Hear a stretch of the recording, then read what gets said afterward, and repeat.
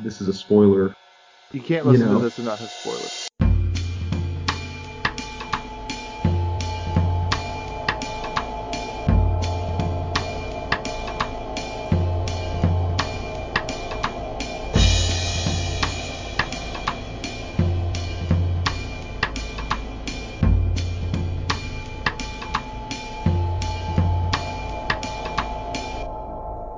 Cool. All right, so are we ready? Yeah.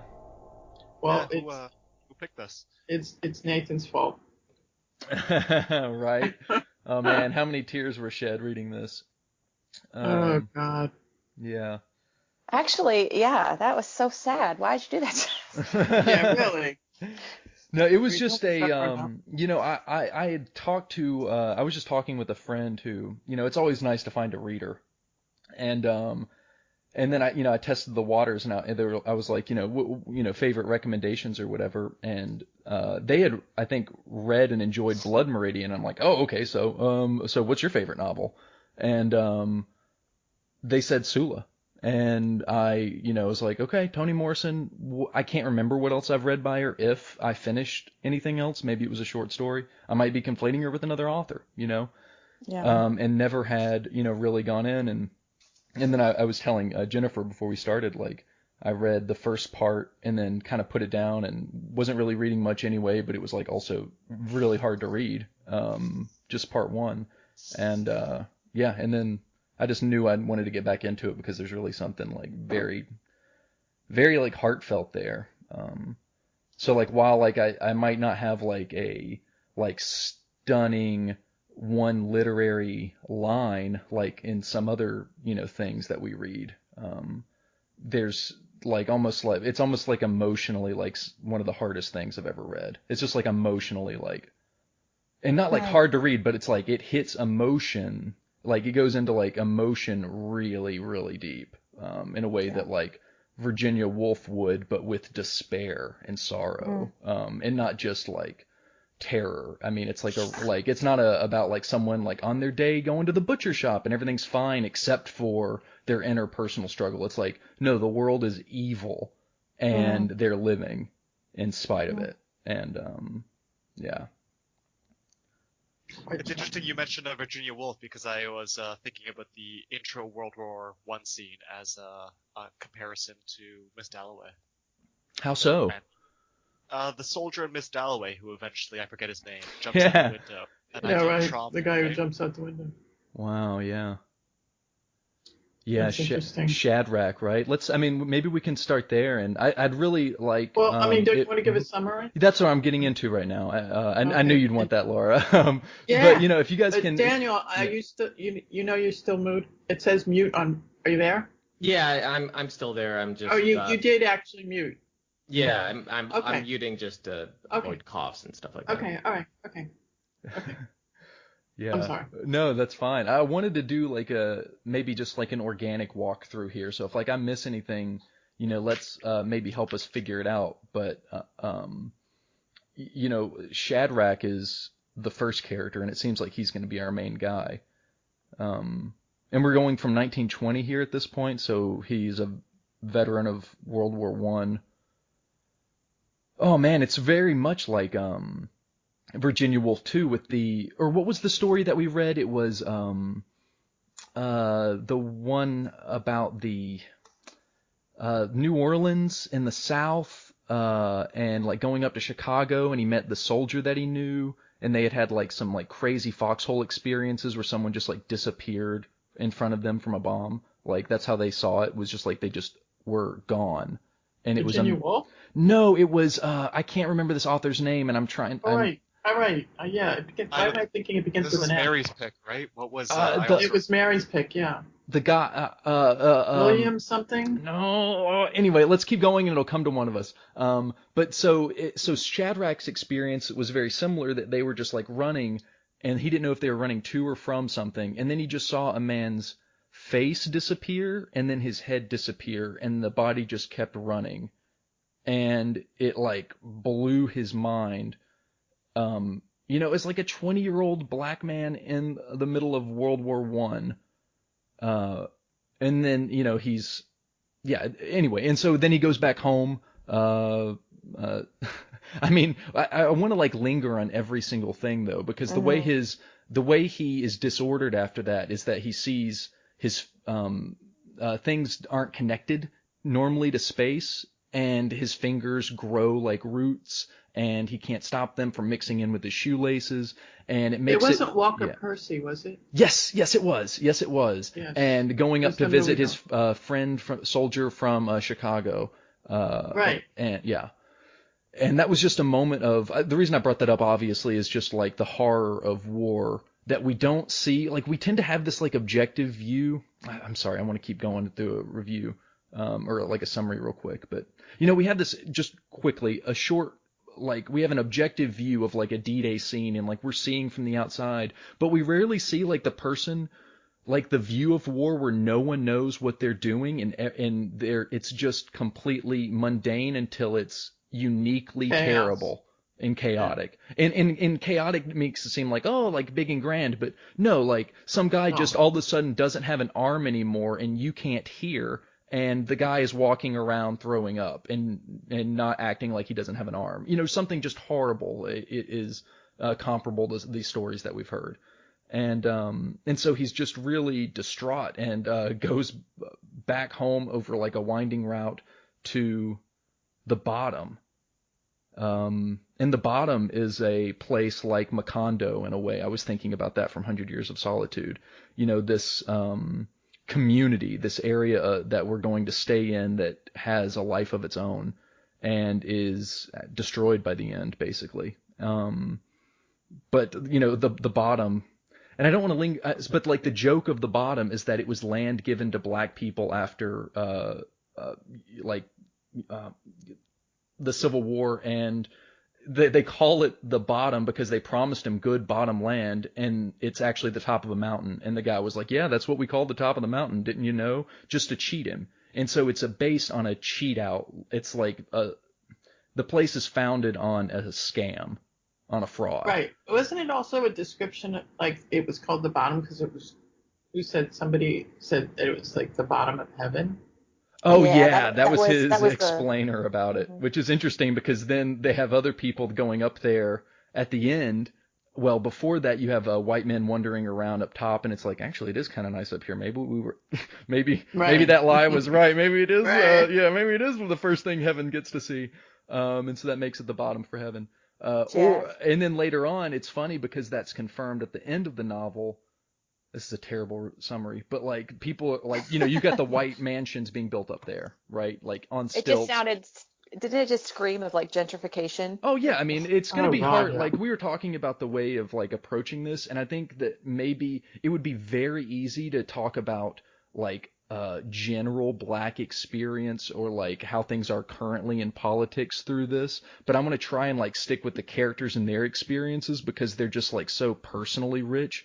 But like, yeah, there's so many things like we could talk about how when Nell's mother went to, or was it Nell, went to, visit, family in the deep South, and she had to like suck up being called gal instead of a woman that she got to be as a free woman in the North. But she was going into like,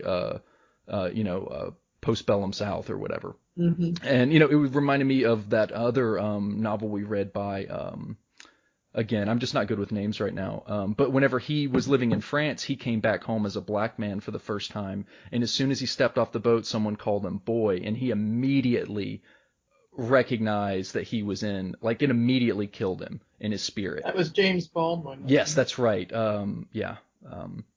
And so Hannah sees a moment very similar to that happen with her mother on the train, and then Hannah forever is, well, I have the names written down. I want to make sure I get my character tree built up. I think you're talking about Nell's mother sees that on the train, right? Yes. So Helene. Helene? Yes. Helen? Oh no, I did it. Helene. Her name's Helene, but everyone called her Helen. She couldn't get people to remember that it was Helene. That was the one battle she lost, apparently. But yeah, so, Helene goes back home, takes Nell with her, and she's immediately, not emasculated, matriculated. Like, what would you say? She's just dehumanized. in front of her daughter, and her daughter sees that and it sticks with her, and she never wants to go back. Anyway, and so everybody ends back up at the bottom. So Shadrach is there. He's wandering the streets, being a reprobate. I thought that was a great word for him. He generally causes chaos, but he's harmless to people. And so then we get this kind of we get to Sula and her family, the pieces, right? Now I'm looking at something here. So we have Sula, Eva, and Hannah. That's not in the right order, but Eva is Sula's grandmother, Hannah is Sula's mother, and Sula, of course, is the daughter. And then Nell is Sula's best friend, and that's this kind of mirror relationship that we follow throughout the rest of the novel. Nell is effectively the protagonist, right? I mean, that's my sense. Yeah, kind of. It's like about Sula. If the novel, like you're thinking about like why the novel is called Sula, but Nell is the protagonist. I think the last lines. It's like her yearning for Sula and thinking about Sula and her relationship with Sula. It's kind of like they're basically best friends, and they're also kind of nemesis, right? They become nemesis. I think it's deeper than that. Well, I think they represent to me the two, the parts of our personality that we have to fold into one another in order to be whole and have a self. And one had to sort of accept the other in order to really, become a more actualized being. Yeah, they got to grow on each other. I like that line. Like they were, like using each other, they got to become more together. Yeah, and they were one and the same, She said you always were the same. There was never a difference between you. And so their personalities together, they enhance each other. The one is more of the other thing but they each represent the thing that the other one doesn't have, and together they're kind of whole. Yeah, and surviving in the bottom like becomes the story. So like now we have like kind of, these two women, their matriarchal lineages, and a couple of characters like Shadrach and Tar Baby, who is actually like, even though that's a racial slur, is a white man maybe who's, just like a drunk. And like a couple of other characters like the Deweys, right, who are three distinct individual, they couldn't be more different looking, but related people who get confused to be one entity called the Deweys, and over time people can't tell the difference between a Dewey. Right. These are boarders at Ava Pierce's house, the grandmother of Sula. Yes. Yeah. Yeah, I feel like we could, spend a day just discussing the names and what these names really represent in the story, because it seems very specific. Yeah, but I guess just maybe like, so I can wrap it up here by saying that just like the town is eventually destroyed. Like there's a lot of disasters that go on with everybody there, but it ends poorly for everyone. And Sula and Nell are distressed. Part 2 is about their breakdown of their relationship because Sula cheats with her husband. And Nell's husband. Yeah, Nell's husband. Yeah, Mm-hmm. So she takes Nell's husband away from her is how she sees it. And Sula is on a, monomaniacal mission to be a self-determined person in the world that doesn't want her to be. And it drives them both, until her death apart. And and then Nell is left reckoning with that and what she actually meant to her, and the pain that she felt about having her husband taken away was actually, she realizes that on the last page, I think it's inferred it was Sula that was missed. She missed her in that relationship. Yeah. She lost Sula. Yeah, it was explicitly said, I believe. Yeah. Yeah. Yeah, I mean, the tie, the bind between the two girls is it's so profound, and it starts so young. And I remember these images that Morrison writes about them holding their hands and lacing their fingers in between each other, And it just you got a real sense of this. You know how like when you're a kid, at least, and you have a best friend, you hold their hand or whatever. But it was deeper than that. It's more profound. It's intimate, and I guess that's part of that what do you call it? Evokes what or predicts what will happen in a way in terms of their relationship. It was quite intense. If I could just pause quickly here, I just wanted to mention, because I feel disingenuous that I didn't mention it, and it's somewhat related to what you just mentioned, Laura, is that just because of that, I didn't really understand, I didn't get quite the abrupt dissolution of that relationship in the novel. And there's a couple other things I didn't get, and I'm really hoping you guys can explain it to me. Primarily amongst those things, like I said, the relationship, but also throwing the kid in the water who eventually died. I just didn't understand. I love that. Okay, so let's start. Yeah, scene in the book. Yeah, let's start with the kid in the water. If our 3 listeners are listening and are also confused, I'm going to say right here in public, I am also confused about these events. Okay, well, I can be a counterbalance because I feel not confused. So maybe you can confuse me, or I can clarify you, or something. Wait, you're confused about about chicken being thrown in the river? Yes, it was such a weird. I reread it like 3 times to make sure I was not missing anything, and I still could not make sense of it. You don't remember when you were a kid running around in, the fields with your friends and jumping and flying into trees and, just, you don't remember that? I've done a lot of crazy things, but never thrown a child in the water and then let them drown. Well, I mean, I'm not saying. So I think that I think there's a weird thing in this book where there's kind of like a quasi. It's not I wouldn't say it's magical realism, it's more like Twin Peaksy kind of realism. It's sort of like mysterious happenings. I guess it's sort of like a gothic sort of realism where I could see a situation where, I mean, just to explain this, basically Sula is sort of in a tree. She's kind of Nell is there. Sula is playing with a boy called Chicken. They're kind of flirting in like a young teens kind of way.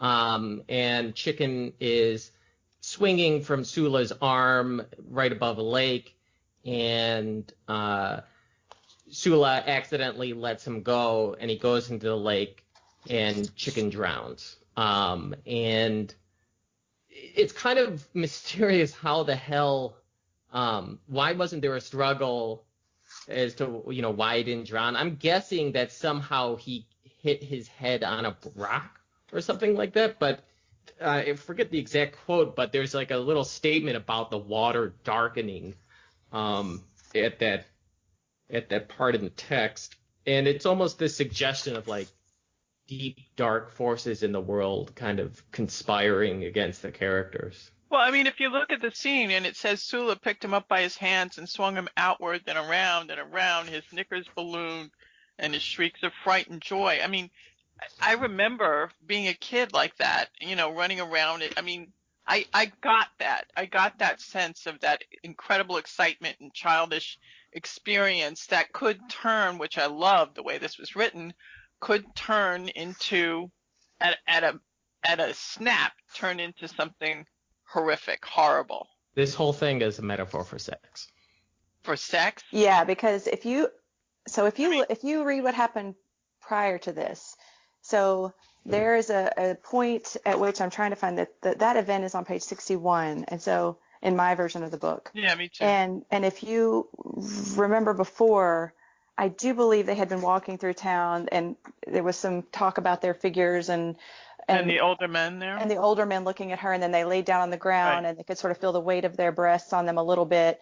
And, so you have that kind of in the background, and then you have Sula calling this little boy Chicken Little over, and she's kind of making fun of him because he's little and he's picking his boogers, and then she goes and she plays with him in that tree, and she's like, that's a little touchstone of what it is to be a child and to have innocence, but it's also, they're on that verge of changing over, and it's also right after the scene where Hannah kind of learns that her mom doesn't like her. Right. She loves her, but she doesn't like her. And so I felt like this little boy going into the water and just never coming up felt like the abrupt loss of innocence. Just the, more symbolic that it's an abrupt loss of innocence, but it's also, I mean, it's many things, right? Because it stays with her through the book. But in that scene, it Because felt he like, died in the water. because he was a child, The and that innocence dies. the innocence had, it's that turning point for them. They're no longer children, and she has, both of them have that realization, and especially Nell has that realization that she is not. She feels the pang of her mother's statement about not liking her, but loving her. And right before they do this, right before Chicken Little arrives on the scene, there's that whole sort of sexual scene about them digging in the ground. But what they're putting in the ground is like cigarette butts and bottle caps and glass and dirt, and they're trying to bury those ugly things. And it's very childish, but it's also very sexual in undertone. I don't know if you guys kind of notice that, but when they try to bury that, it's like it won't be buried. It's not going to happen. That part of life is going to push on. And even though they're kids, and even though they're young, and even though they have that childish part of them, that's their innocence is going to be gone. They're going to enter this world of, objectification.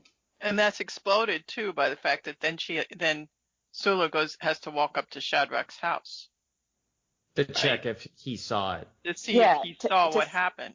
Yeah, so Shadrach lives on the water, basically, right? So he's a possible witness, and I take it that they were trying to, like, find out. Sula goes up to see if he witnessed it, basically. Yeah, I don't know. Is that a? Oh yeah. Would your reading of that be all of that, or do you think that that's just adding too much? What do you mean? No, I think that's right with regards to this, that there's a sexualized kind of undercurrent in this whole episode. I mean, it's in a chapter where that begins with, basically they're going down to town to flirt with boys. And, they're in their early teens. Sula is kind of slowly breaking away from her mother. She overhears her mother say that she doesn't really like Sula. Go on. It reminds me of being that age, because I can remember being a young girl, and your body sometimes develops before your innocence is gone, and it is abrupt. It is like you feel those sexual eyes falling on you well before you're ready for it. And so it just feels a little bit like there is no slow natural evolution into womanhood. It's like you're a child one day, and then you wake up with boobs, and all of a sudden you're a sexual being, and you want it, and you also don't want it, and you're conflicted, and it's confusing. And I think that whole death, and how it was so bizarre, how it happened so quickly, and it felt like it could be so preventable. Like you just kept asking yourself, why didn't they go in? Why didn't they even make an attempt to sort of search for him? And then you kind of look at that from a literary point of view and think, okay, well, what does that mean that they didn't do that? And it to me, it sort of was like that isn't their ability in the world. They don't have the choice to control any of that. If that represents a loss of innocence, they have to stand by and watch it. They don't have any control over it. Yeah, but also it could just be that kids wouldn't necessarily do that. Or that they're just standing there like with their mouth agape, like, oh my God, what just happened? Surely this can't be. Yeah, these aren't action heroes. They might not even be able to swim themselves, Exactly. I mean, in the sense, I think everything that was just said, I would agree with. And I would think that it would explain for me a large part of Sula's character later in the novel. But yes, the event itself doesn't make any sense of Nell's character for me, because she's so normal. And I think that regardless of, and maybe I'm just putting too much import into the realism of the scene, and maybe it's supposed to be very metaphorical, but I just don't see a realistic way that this is a thing that happened in Nell's life and she carries on in part 2 of the book as she did. Well, for me, the part that stands out is that it comes up later about Nell. It comes up throughout, through Yes. Nell's mother, but it comes up specifically later about Nell's um, Nell's calm, cool head, doesn't quite mean what we thought it meant. And I don't know if anybody wants to go into that besides me, but I do think Nell had a very important role in her reaction in that. No, absolutely. Hold on. I just want to galvanize this because I think that it's a very normal scene. Like this stuff happens all the time. Like this is just a normal accident. This is how accidents happen. There's been time. Oops. Accidents just happened. I don't know if you guys heard that thing fall. Anyway. I hate muting my laugh. Sorry. No, that's all right. Mine too.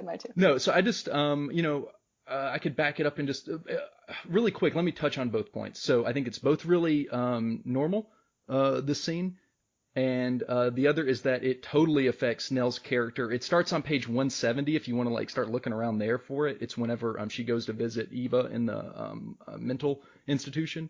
But so in the first place, this is so normal. I've almost killed people. You know what I mean? Accidentally. We're all so lucky, and we don't really Totally. hear about the accidents that happen because there's only one person that it happened to and they're dead. And also, I just want to go back to specifically in the text, when this happens, it is specific about being afraid that Shadrach saw them. On 61, and also why it's an accident here. I'll just start. Shadrach did see them. Actually, Sula no. goes up there, is it didn't? Actually, didn't he? no. And he says That's the always. great irony. That's No, the I don't great think he did irony. see it. Yeah, that's Yeah, the. he didn't see him. That's not why he said always. Yeah, he said, "Oh, always.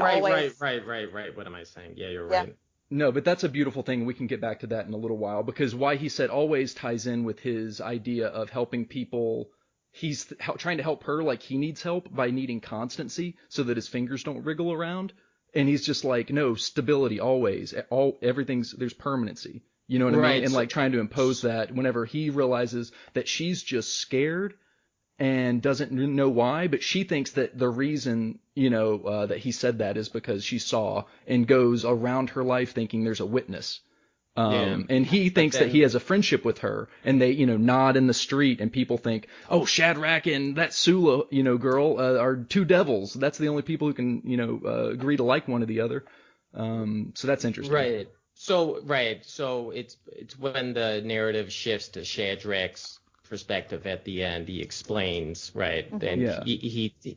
and there's also her birthmark. Right, when they return to Shadrach, when the novel returns to Shadrach's perspective at the end, he says he looks at it as a tadpole. Okay, so she has this birthmark on her eye that looks like a rose. Well, it changes, right? Yeah, right. Well, it gets darker. Well, it changes And into it a snake. Into a snake. Yeah. Right.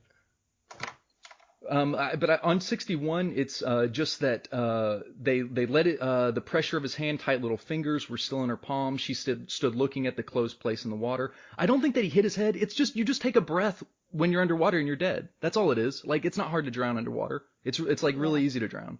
But anyway, they expected him to come back up, and they were laughing. Both girls stared at the water, and then Nell spoke first. Somebody saw. A figure appear briefly on the opposite shore, but he was just there. This is me breaking away from the text. The only house over there was Shadrach's. Sula glanced at Nell. Terror widened her nostrils. Had he seen? So. Yeah, and if it's allowed, I'd like to jump back to page 170, what you talked about, because I think this is important for Nell's character. Or is this sort of No, totally. Yeah, please. I don't want to. I feel like it's a spoiler, but it's No. So, We've already reviewed. Everything is ruined. Now we're drawing the threads. So on page 170, she says all these years. So this is when Nell has gone to visit Eva in the old folks' home at the very end of the book. She says all these years she had been secretly. Oh, and Eva is saying you watched, and she's very offended by this. And we don't even know how Eva might have known this information, but this is the first time we hear about it. And she says all these years she had been secretly proud of her calm, controlled behavior when Sula was uncontrollable, uncontrollable. Her compassion for Sula's frightened and shamed eyes. Now it seemed that it was that what she had thought was maturity, serenity, and compassion was only the tranquility that follows a joyful stimulation. Just as the water closed peacefully over the turbulence of Chicken Little's body, so had contentment washed over her enjoyment. And I just think she's coming off the heels of this turbulence that's inside her, I think she was deeply affected by the fact that her mother said she didn't like her. And I think that probably because I'm projecting a lot, because I feel like I heard that a lot. I think it's one of those things that in the South, I know, like, it's just there's a lot of dysfunction, and there's this very maternal familial thing happening, but there's also a lot of you got to love your kids, but you don't got to like them, and you kind of got to do for them, and they're kind of a burden and a pain, and she's pretty upset about it. And so I feel like when she saw that turbulent body and knowing, maybe on some level that was inside her, there was a contentment that happened when that just stopped. There was that peace for her because of where she was coming from. Yeah, it's like a corollary to survivor's guilt or something, where you get to comfort the person who is like, because the boy's dead. There's nothing you can do. This girl has now killed somebody, and now the goal is to like comfort them, and like now you have a role in consolation and superiority, because like remember Nell felt so empowered by Hannah from Sula protecting them that one time whenever the boys were about to assault them. And she cut her finger. Yeah, like she cut her finger off in order to scare the boys and be like, if I'll do this to myself, what do you think I'll do to you? And that was so bold to her. And then so for Nell to see that inversion, I'm sorry, I'm mixing the characters up again. The tip she cut off. Yeah, that's right. And it's like, again, I don't mean to be the total Freudian here, but isn't that like, that just brings to mind castration? For sure. So. Yeah. No, I mean, there's definitely this, like, the sticks thing that was like they're tracing stuff in the ground, and then they're like poking and gouging and making, and then digging and making a hole, and then like using their hands when the sticks break, and like, you know what I mean? Like it, but they're young. I mean, like, the one vaginas and graves, which totally. They call graves, right? Yep. And then they kill a boy who they were flirting with. Yeah, well, I think it's really important to understand these characters, to realize that it was unintentional, that horrible moment is complicated, like you feel bad, but you also don't want to get in trouble. And so now there's a mix of like guilt going on, and also like, they all the story, this ties into the rest of the story, which is these people, these characters, the people in the town, what Toni Morrison says, like all the black people acknowledge the power of strong evil, or like evil in the world, like other powers that are evil, and like this is just a part of the evil world that this happened. You know what I mean? Just like Hannah burned up alive because she was lighting a fire in a dress. Can I just I just want to read this last paragraph of that chapter, because it also bounces to what I said earlier, something I said earlier. But when they were at the graveyard and Chicken Little was being buried, Nell and Sula stood some distance away from the grave. The space that had sat between them and the pews had dissolved. They held hands, and knew that only the coffin would lie in the earth. The bubbly laughter and the press of fingers in the palm would stay above ground forever. At first, as they stood there, their hands were clenched together. They relaxed slowly until during the walk back home their fingers were laced in a gentle clasp, as that of any two young girlfriends trotting up the road on a summer day, wondering what happened to the butterflies in the winter. When I read that, I was just like, this is phenomenal. After this incredible chapter where this young boy was killed, drowned, and in Shadrach's house with him running around with his penis and whatever in front of them, and I mean, it's amazing how with such a intense, dramatic, painful chapter that she ends with these two young girls solidifying their, connection that will be profound for the rest of their lives on many different levels, and wondering about the butterflies in the winter. Yeah, well, I mean, it's they got to that normalcy, right? They found that again, but this is only it's only a repair. It doesn't. This is a scar that lasts for their entire character, right? Because Sula loses her center of self over this. She no longer feels like there's a person that she can reliably count as herself, because things are so temporary, and like she can just all of a sudden be a killer. So who knows what? I'm just going to be the most self that I can be. I think she got that also from her mother and her grandmother. And I think it's also just part of her character, kind of. Like, can I just read one quote that I thought was interesting? It's on page 121. I forget what the context is exactly, but it's describing Sula and her sort of chaotic character, and it's in a way her, i.e. Sula's strangeness, her naivete, her craving for the other half of her equation was a consequence of an idle imagination. She had she paints or clay or knew the discipline of the dance or strings, had she anything to engage her tremendous curiosity and her gift for metaphor, she might have exchanged the restlessness and preoccupation with whim for an activity that provided her with all she yearned for. And like any artist with no art form, she became dangerous. Damn it! I think that was going to be my last line. Oh, sorry, but in any event, I mean, any artist with no art form. There's, I hate this, I hate to bring up Nietzsche every episode, but there's some sort of Nietzschean kind of sublimation thematic issues. Mm-hmm. Right, where it's like creativity comes from kind of chaotic, the emotional side of life, right?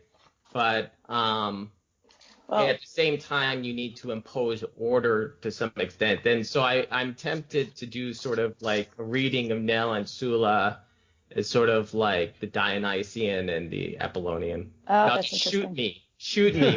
No. Wait, I'm shooting. Shooting.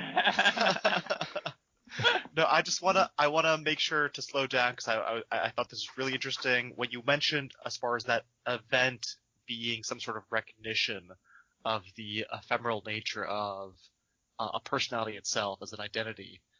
I really like that reading, but where are you getting that from? Everyone seemed to agree, but it wasn't so obvious. Oh, I'm sorry. I'm trying to find the actual text, but this is text. I'll find it. She says something about losing her center of self after that moment. And this is on page 119 where she talks about her center of self. And then I'll just comment on the second point. I like the the Nietzschean reading, but then I think if we take that path, then it, in my mind, devalues the value of the friendship between Sula and Nell. No. I'm not sure if other people would disagree. The whole point of the Apollonian and the Dionysian is that they need each other, right? So that's, to my mind, I don't know. I mean, maybe it cheapens it by explaining it, but I don't. That's the thing that I don't think. I don't think there was a need at the end there. It was just almost pathetic, in my view. Well, I want to address that at the end, but yeah. What was? I'm sorry, I got lost. Pathetic. What was? Which part was? Which pathetic? part?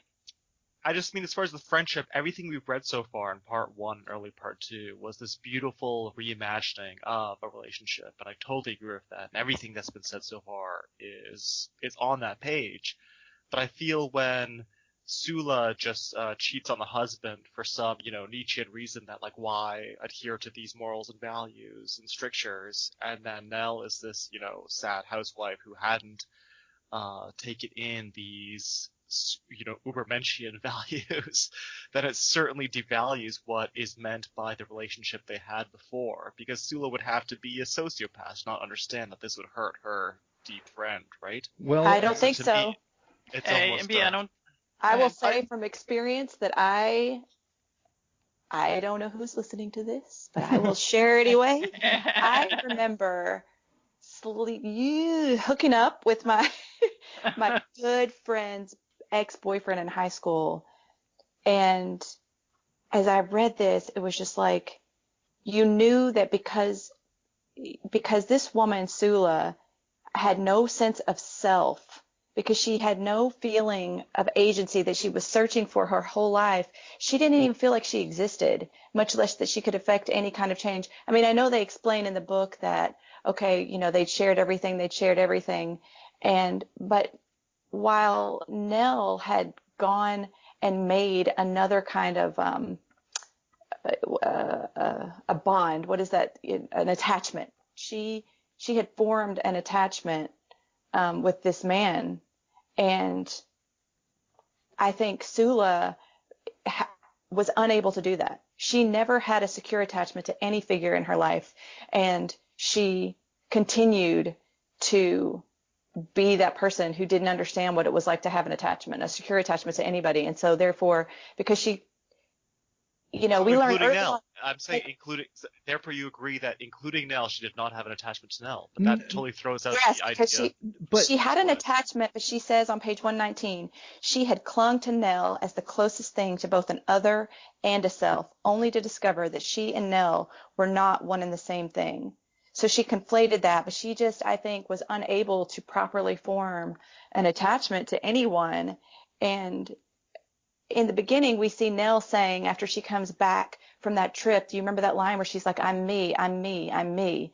And you wondered what that meant, or I wondered what that meant. And I felt like, because she, whatever she had this relationship with her grandmother,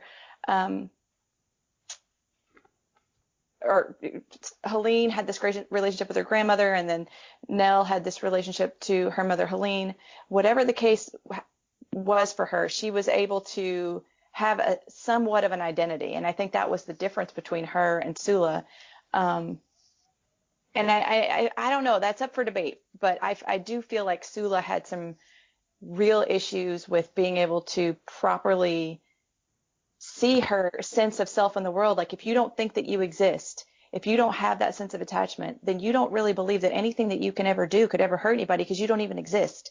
And she just didn't get it, Yeah, isn't there something later in the book where there's an idea that her motivation for sleeping with Jude was almost the husband, Nell's husband, Jude, was that it was almost like they were sharing stuff, or? Yes, absolutely. They say that because she's like, we always shared everything, kisses, and why would this be any different? And then, it's funny because Nell knows this, because the only person that looked naked in that room was Jude. She always knew this about Eva. I mean, not Eva, Sula. Yeah, and also, so Sula didn't think that she was doing that bad of a thing, and like, why do you even care about this convention? And maybe we can connect. But I want to just go to the last thing before Sula's death, the last line. They've just had a fight and they've stormed apart, and the last line that Sula thinks in her life is, when she dies, well, I'll be damned, it didn't even hurt. Wait till I tell Nell. Mm-hmm. And that sense of like, wait till I tell Nell comes through at the end, whenever Nell stops and feels like a breeze in the trees and reckons with her relationship with Sula. And also Sula defends, going back to that argument they have in the bedroom, she defends her position and says, like, you think I'm the enemy or whatever, but what if I'm the good guy here? What if you made the mistake of like caring about the wrong things? Yeah. And didn't come with me on the adventure of whatever. And they have reasons for not doing that or whatnot, but Nell does have a recognition at the end that what she was actually upset about wasn't the right thing. She wasn't mad about Jude so much. She was mad that Sula was gone. And how that relationship didn't happen is its own, mechanic, but there is a deep connection that still held through. And, to the very end, at least for Sula, we don't know how Nell ends. You mean the other way around? At least for Nell, we don't know. No, at least for Sula. No, she ends dying and thinking her last words is, wait till I tell Nell. And, that's true, but I think on that last part where, only to find out that they weren't one and the same, at the end where when she realizes that she missed Sula, I do feel like, I don't want to say they were connected, yet they weren't connected. It's just that when you don't have a sense of self, right, you kind of like a child forms who they are by virtue of who their attachment figure is. And so in this way, they served as each other's attachment figure, but it was only when they realized that they were separate that they had their own sense of agency, right? And that's kind of like I think the point for me is that they used each other to help define who each of themselves were. And so they had that false sense of connection until they realized they were not one and the same, and they could see each other for what they were, separate and different, and all of those things.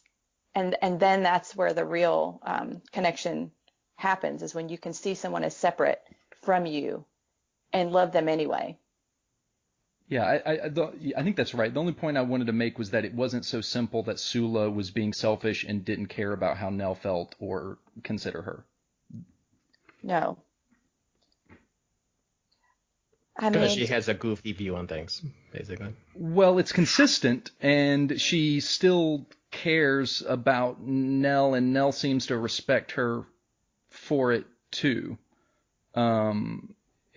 Like she wanted something, but I just don't think it's so clear that Sula was being the bad guy, especially because if we're talking about, okay, well, she was living this life and everybody hated her or whatever. But like, Yeah. I'm trying to find that one line where it said they realized early on that they weren't white or male, and so they didn't have any that's success. my favorite line. That's on page 52. Oh, yeah, so No, I'll that's just my favorite line. That's No, my no, favorite no, line. it's my favorite line.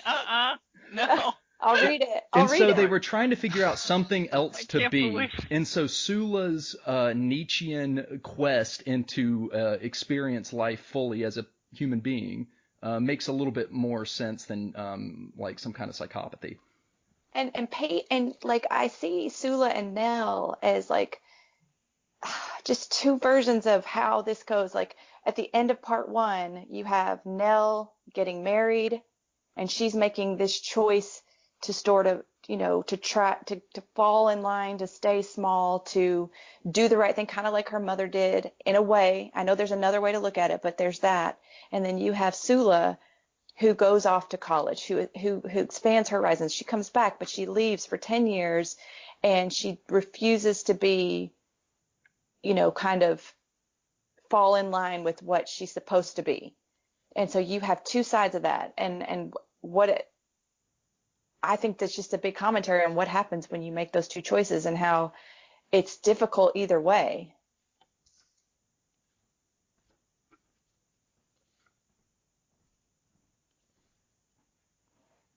I'm going to read that line since there's a pause. Yeah. Read it.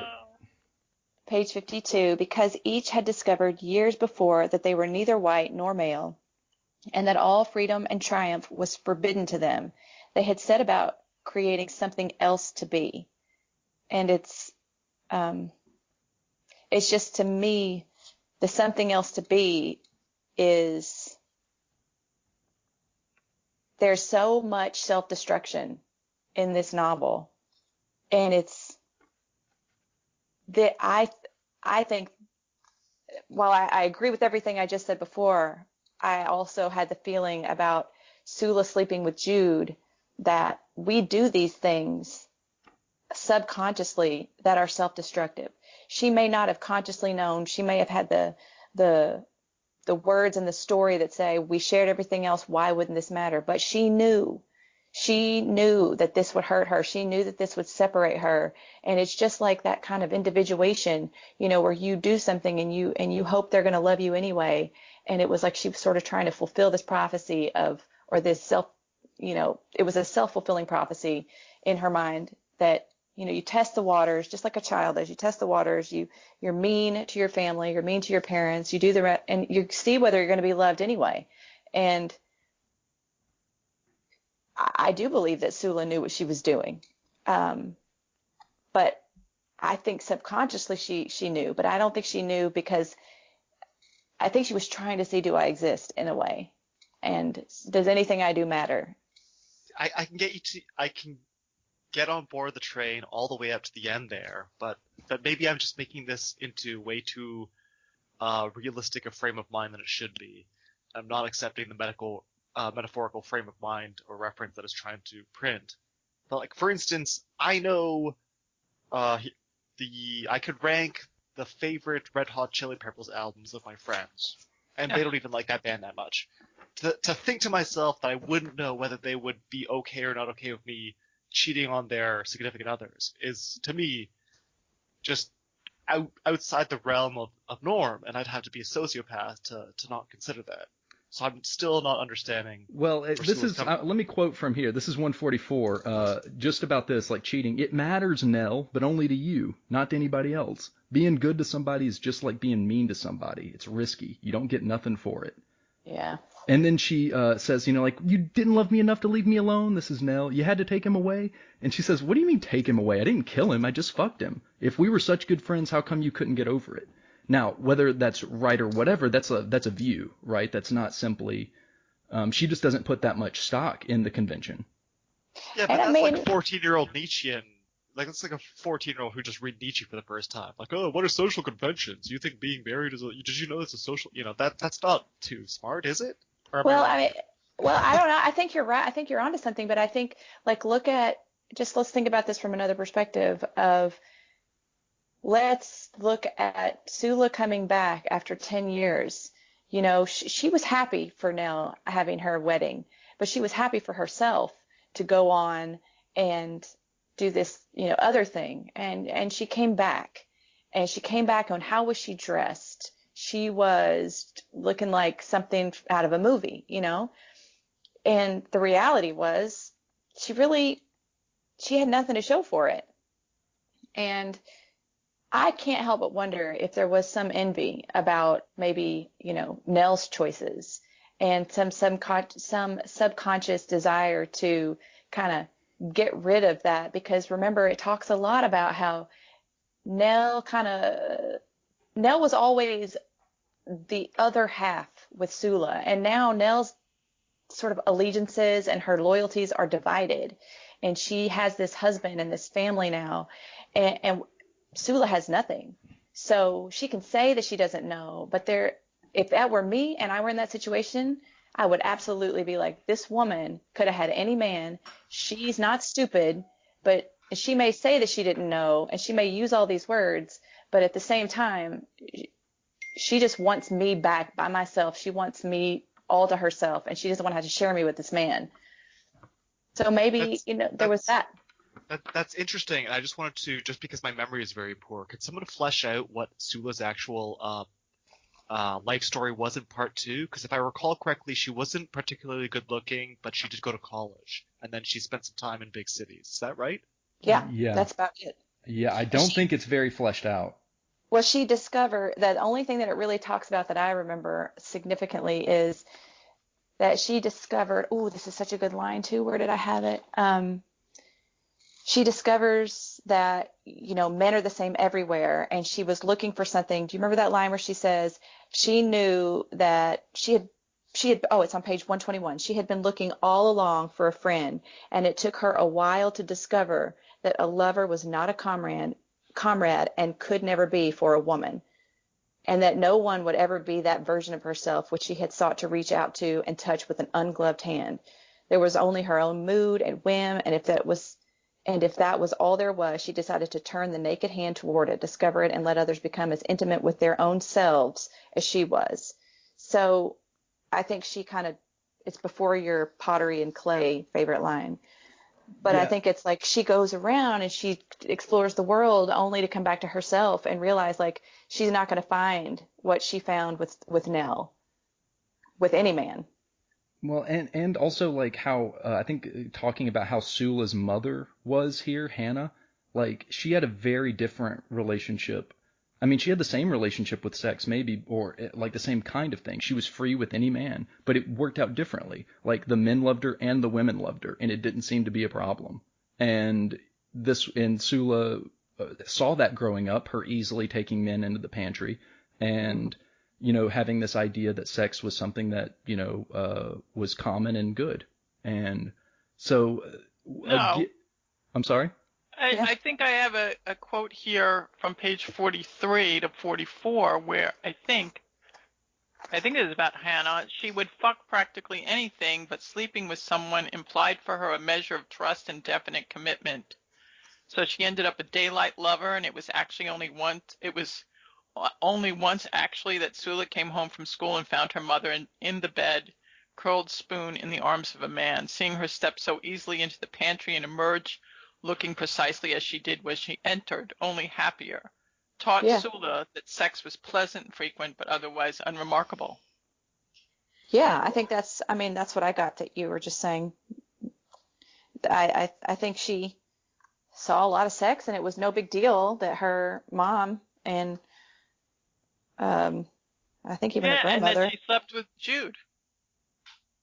Well, that's the thing. It was different for her. That's the point. Like, she didn't have that same experience. Once she slept with Jude, I mean, she did a couple things.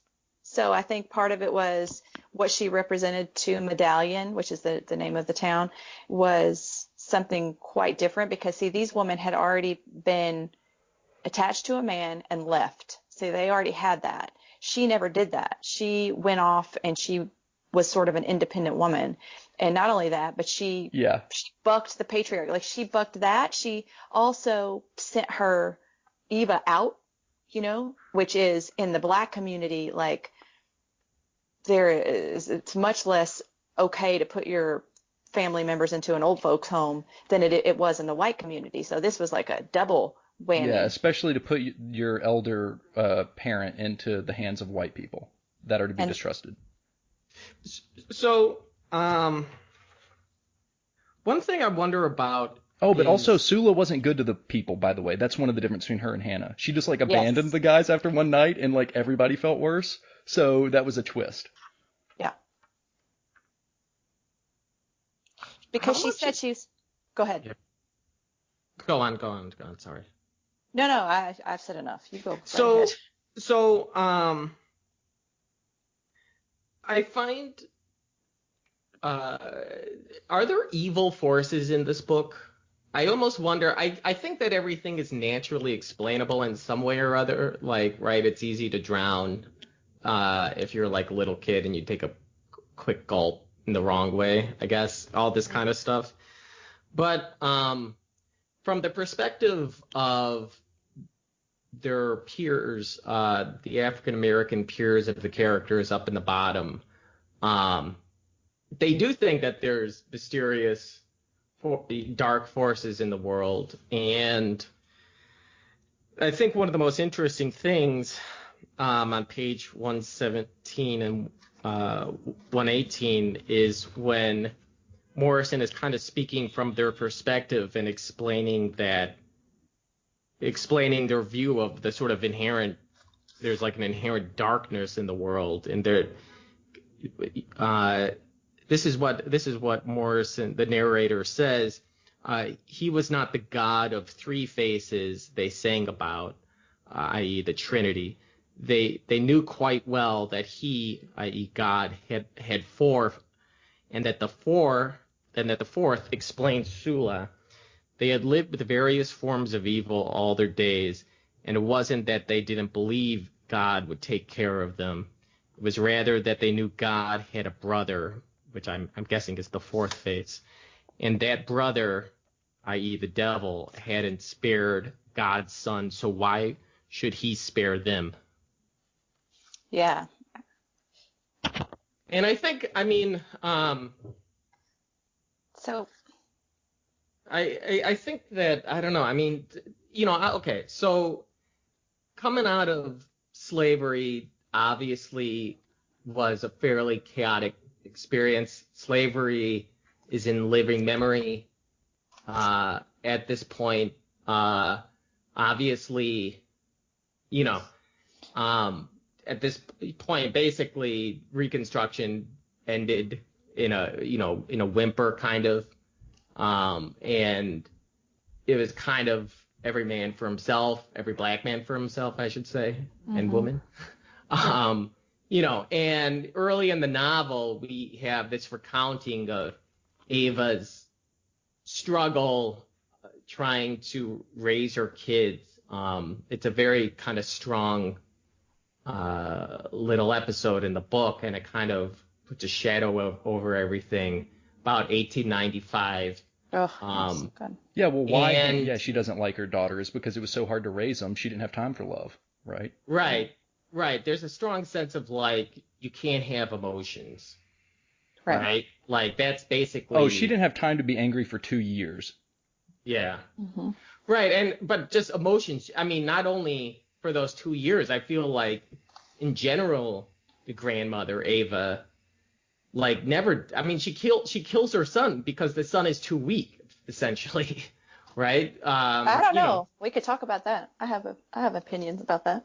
What do you think about that? Well, I do want to say one thing that you made me think of whenever you were talking about the forces of evil, because on it's the beginning of part 2, 1937. It talks about this Page 90? idea. No, is it page 90? It doesn't have a page number. What was taken by Page 89. outsiders to be slackness, slovenliness, or even generosity was in fact a full recognition of the legitimacy of forces other than good ones. I wanted to bring that up. And so if you go even before that on page 89, this part just stuck with me. It starts out, although most people remember the time when the sky was black for 2 hours with clouds and clouds of pigeons, blah, blah, blah, too much heat, cold, they still dreaded the way a relatively trivial phenomenon could become sovereign in their lives and bend their minds to its will. And so I felt like, okay, this is the metaphor of nature and it's unrelenting, and like these people just have to go with it. And so with slavery, with all of the oppression, they just survive, and that is they keep going, and everything gets thrust upon them. So it's this force of evil, which is the culture, which the mountains protect the white folks down in the valley, so they're never going to feel it like the black people do.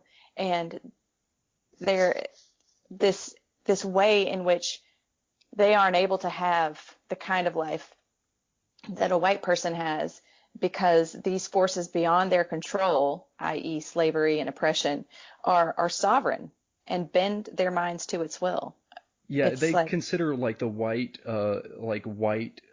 presence as a force in itself, like a fifth face. So it's like you have the natural evil, which just happens, like people just get sick, there's a bunch of pigeons, but then there's also another active evil force, which is represented like by the tunnel, and how this thing can just disrupt everything and no one can benefit from it locally.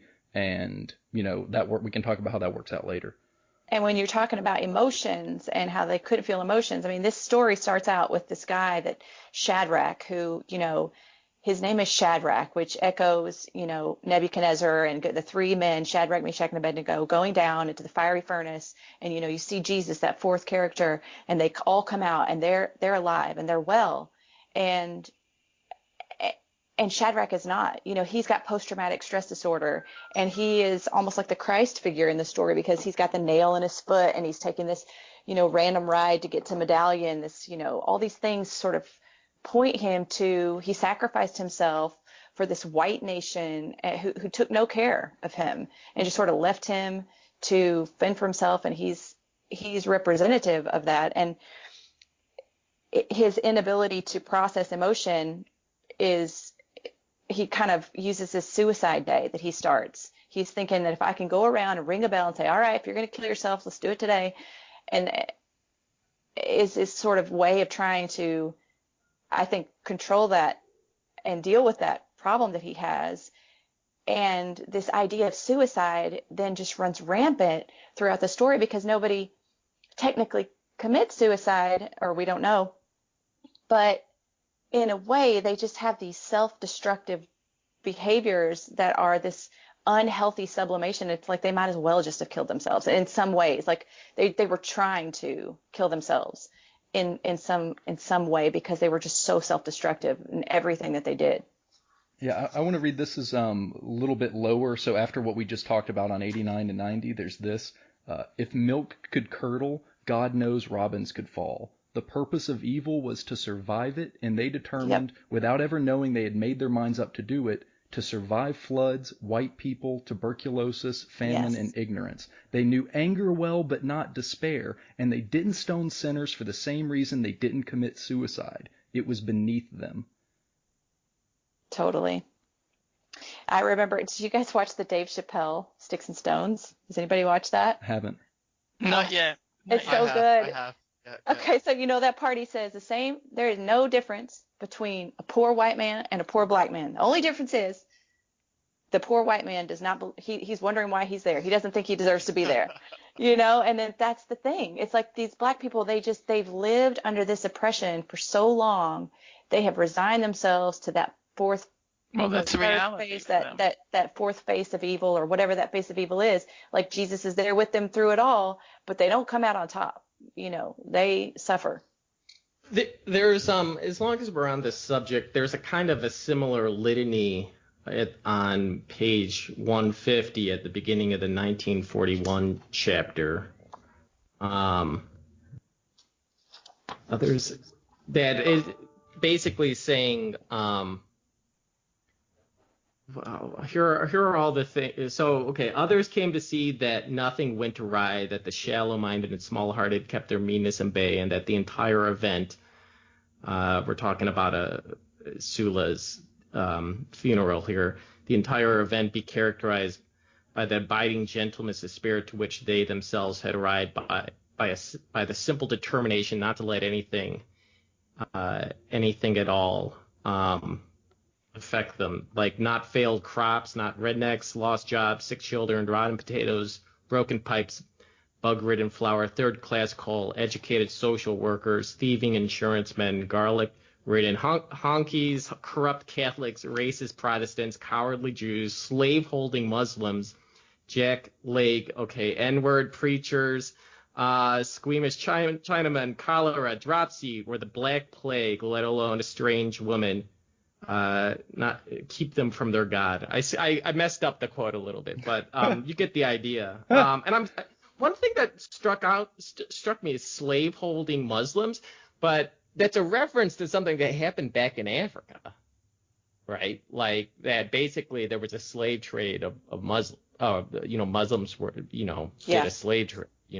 It's like, I don't know. Actually, with that the fourth, face, I don't know. I mean, it's I don't know. I mean, it's an interesting theological thing, and I wonder if that's an actual thing out there in the culture. I find it fascinating you can't say the word nigger. Okay, let's not say that. I mean, look. I don't think we're allowed. I don't think that's a good idea. A African American woman wrote this.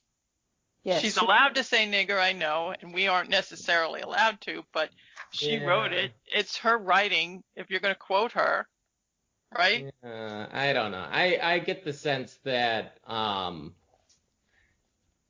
my sense of things is sort of like, I remember once I was at a schoolboy Q concert, and he like gave everyone at the concert permission to say the N-word, and I still didn't say it. Like I'm just like, oh, it's kind of, look, I feel like it's kind of replaced. It's kind of like, sometimes it's good to have taboos. I think taboos is like an underrated phenomenon in the world, and I think people should go ahead and let there be taboos in the world. It's not that I don't.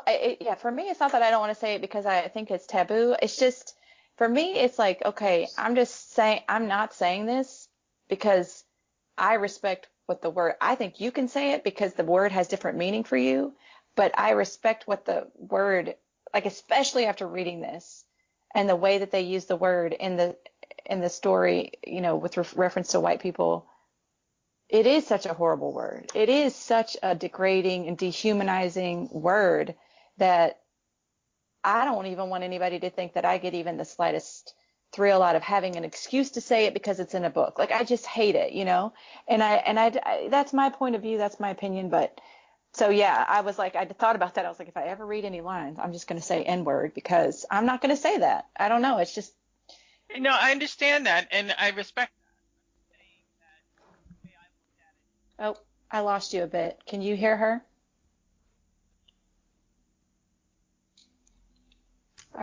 Are you there? Oh, we lost Laura. She was taken out by the internet. Laura's canceled. Well, that's the thing. I mean, if you say it like There's it's some almost like censor you're somewhere. No, I'm just kidding. it's almost like you're summoning the devil or something. I don't know. I mean, that's my weird like Italian take on things. I'm half Italian. I come from a Catholic background, so I really do believe in like evil forces in the world in some kind of subconscious way. I totally vibe with this like fourth face of God thing. I do want to go back to this burning a plum, though. I just think that is just such an amazing scene in the book. And I think, did you guys read Beloved by any chance? Yes, but I you'll have did. to make your point because I don't remember it enough to Okay, draw connections. So Sethi tries to murder her children or kills her children. Beloved survives and she later drowns. It's a whole thing. But the point of why she did that and why it's so hard to understand is because we don't fully understand what the plight of this, slave life was. And she says in Beloved, it is my job to know what is and to keep them, meaning her children. Can you hear me? Yes, we can hear you now. Okay, good. All right. Never mind. Go ahead. I'm sorry. It's my job to know what is and to keep them away from what is terrible. And that's from Beloved. And I thought it reminded me of that, obviously, because Toni Morrison wrote it, but also because of the fact that,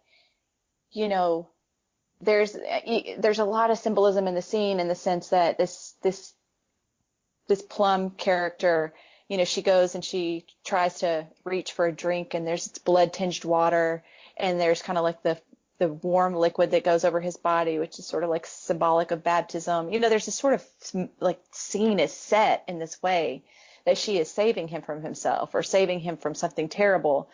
And I understand that later they talk about how he was trying to go back into the womb, but she knew that wasn't possible. She knew that he was going to forever have this life. And because, there were several others in this story that had a very similar, kind of alcoholic, what was the other, tar baby, and they were not doing well either, but this was her child and this was a mother's love, and it's the same love that caused her to jump out the window, unless I'm confusing characters. No, that's right. And she jumped out the window to save Helene, Save Hannah, sorry. Yeah. And there's just a whole lot there in terms of the fire that stayed in her hair for a long time, that line. And I think when she did that, I think it's just an example of this idea of motherhood that runs throughout the stories that really struck me, which was that motherhood, that love, that intense feeling that causes you to abandon yourself and do everything that you possibly can to save your children and to make sure they're okay, is what keeps them alive and what has allowed this family to move forward. But at the same time, it can be overpowering. How did it become murder? What's that? How does it become murder is what I wonder. I mean, Wait, what do you mean? Because when you love your child so much, like if I thought about it, I was like, if I love my child so much and I have the fear, like I have that innate desire to protect them from harmful things, I think I'm saving them. Like Sethi thought she was saving her children from a life of slavery. And so she thought she knew better, and she thought that's what, needed to happen. And so this woman saw her child as, his drug addicted self, and letting him die like a man. I think there's a line in there. Yes, exactly. Like she wanted him to not be a statistic, I guess, in that way. Well, and also, that, she also says, like, but I held him close beforehand. God, it's so sad. I can hardly talk about it. I know. Oh my God. But, I think this just occurred to me too. She also had the strength to cut off her own leg for money to save the family. So if she had the strength to do that and not let this one son of hers bring her down, kill her, by trying to make her go through more, she'd already given up so much, she couldn't lose anymore. So on that point of how Ava Peace basically got herself in a sort of train accident, apparently laying her leg That might not be on the true. I'm trying to figure. railroad. I don't know what's true, but yeah. I think it is true. I mean, I think like there's a suggestion of that early in the book, and then there's a discussion later in the book when Sula comes back from her sojourn around the country at these different cities. She comes back to the bottom and she stays and she visits Ava, and they have this argument. And I seem to remember that Sula basically accuses Ava of doing that. I mean, it hadn't really been discussed, and Ava denies it, but I think there's too many references to like insurance money in this book for that. But that was a false. And rumor. where the hell did she get that money then? That's what I'm saying, though. It's like the rumor could be like there's a lot of talk about it because it's a rumor. Like I just want to highlight that we don't know definitively because she doesn't seem to say that that's what happened. That just seems to be likely, or what happened, right? And it's a private secret. She never wants to talk about it. There's a huge side note in the case law. There's just a huge number of cases of people getting killed by a railroad or hit by a railroad, like these kind of accidents at the beginning of the 20th century. And this book made me wonder how many of those were like intentional. Yeah, intentional. Like I'm worth more dead than alive kind of things, Right. you know. Right. It calls into question for me whether they would do anything. At this point in time, the devaluation of Black lives, I think, what would make them, even if she did get her leg cut off, I could see a lawyer trampling all over her and saying, that she did it to herself and they don't owe her money and she getting nothing out of it. So the fact is we don't really know how she got that money. And even if that were the case, it doesn't either add to, I mean, it may add to, but it certainly doesn't take away from the fact that we see that she is willing, like she used her last bit of lard to go out into the outhouse, and basically Plum was so constipated that like he was probably going to die if she didn't do this. And she, did this really horrific thing of just kind of removing all of his feces manually in this kind of really brutal scene to save his life. I mean, she shows time and again that she's just got this, insane amount of mother love. And incidentally, I think her name being Eva and his name being Plum, I just think it's all interesting. Eva being sort of representative of what Eve is representative of in the Bible in terms of, she represents the fall, right? In a way, she kind of. Well, she's a woman. She's a woman, and she kind of, to me, like, there was some. Yeah, I think I know what you're. Well, and baby boy or whatever, or baby or boy, that's what it was, boy, just like leaves her with 3 kids and disappears, and then comes back and acts like nothing happened and tries to maybe get some money from her or just whatever, and then like when there's nothing, he goes out and talks to his new girlfriend and they laugh about her, and so she is like got a deep rage. Like she's been so wronged as an individual. And I think that it helps when we were talking about Sula to think of this like Nietzschean like self. I mean, really, we don't really have to invoke, like the hard idea of these wills so much as just individual identity and like people wanting to be free and to have a good life, and that it individually hurts to lose and stuff like that. So, I mean, this one particular person has been through a lot. Yeah, and they all had. And I think it's like, when you read that part about like it's very easy to sort of get mad at these characters, but then when she talks about that, what kind of fool would I look like in 1895 sitting down there playing on the ground? Did anybody read the 12 Tribes of Hattie? Where she talks about like, I did not have time to love you in that way. Like I did not have time to show you affection. I just kept you alive. And I just think that it's like, it makes you it's the story realize, of the 3 beats. right? Yeah, the Like all I three had 3 beats. beats, and like, Mom, you've told us that a lot. And she's like, well, that's because it was a really big deal. And it was like, I did not like that would have been that may have been what you needed. And they have scars because of that, right? We all have scars because of that. We all have something that we didn't get from our parents because they were unable to get it. And we don't necessarily know whether they tried their best or whether they didn't, but we wonder, was it a choice? And I think that's what Hannah was saying to her mom was, did you ever love us? Was, I think she wanted to hear, I loved you. And I was sad that I couldn't show you that, but this is why I couldn't show you that. But instead, she just receives that sort of anger, which I think is just a reaction to the guilt you must feel to realize that you did everything for your kids, but still it's like there's so much to do. There's so many mistakes that you made. And Hannah is like, she's just empty, And that's another scene where it was heartbreaking because her dress caught fire. And that she must have learned in the end that her mother cared for her because she jumped out a window to save her. But Oh, wow. you Yeah. can't help but wonder if she committed suicide, Mm. Yeah. Yeah. You do. I mean, you don't know. I mean, you know that she's lighting a fire in a dress. I mean, that it could simply go wrong. I mean, that's It the thing could. about accidents. Like, it's just like that's why, like there's some movies where, there was this one that came out about the 70s and someone put a metal in the microwave because they didn't have the convention to not do that.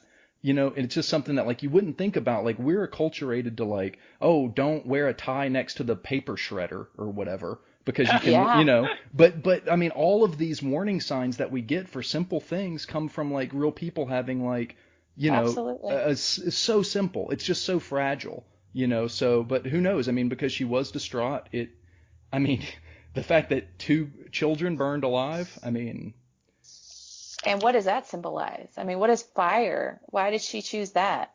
Fire and drowning, these are like very symbolic kinds of deaths. And you, you And can't, and when Plum dies, so the narrator slowly the narrator dips into Plum's consciousness as he dies, and he remembers, and Plyer visualizes the fire as, or compares the fire in his mind to like a baptism. or baptism, yes. And obviously the drowning in the water has baptismal resonance. I don't know. It's, But yeah, like obviously, there's also this whole, the I forget what it's called, but after Christ dies and the the Holy apocalypse. Spirit comes down, and it's basically like a symbolic of there's a fire symbol associated with the Holy Spirit, basically. Yeah, I mean, there's a lot of biblical references in here with the name Shadrach, with the name Eva, with the name, with Yeah. these events that happen. And I think it's like, why would you put those in there? What does that mean? And Wait, what is Shadrach? How is that a biblical? Or so Shadrach, Meshach, and Abednego are 3 brothers. Like this is okay, I was Baptist, so like I learned all these Bible stories and I have 20 years. So there was like Nebuchadnezzar. This is in the book of Daniel. Oh, Um, Daniel. Daniel, yeah. Mm. So there's Nebuchadnezzar is the king, and I don't remember fully what it is, but like he doesn't bow down to another, like he's loyal to God in some way or something like that. And because of that, he's like, Nebuchadnezzar sends them into this fiery furnace. And then in the story, you see a 4th figure go in. Obviously, that figure's like God or whatever. And is this Old Testament or New Testament? I feel this is Jesus. I don't know. Old. Anyway, Old. so it's old. Is it Old Testament? Yeah. So then, that's God or whatever. And so they come out and they're totally fine, not burned at all, right? And it's because of their faith in God. And Shadrach, he has these Christ-like qualities. You remember?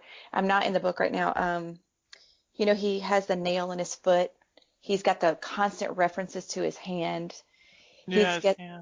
he's like isolated from everyone. He's not welcome in. No, there's even one line in the book that I underlined, and it says something like nobody would let him stay there or something like that. And I just thought, oh my God, there it is. Like, he's like Jesus. Obviously he's not exactly like Jesus, but he's got that quality to him. And it's like he's the sacrificial black person in our society. But he was not taken care of.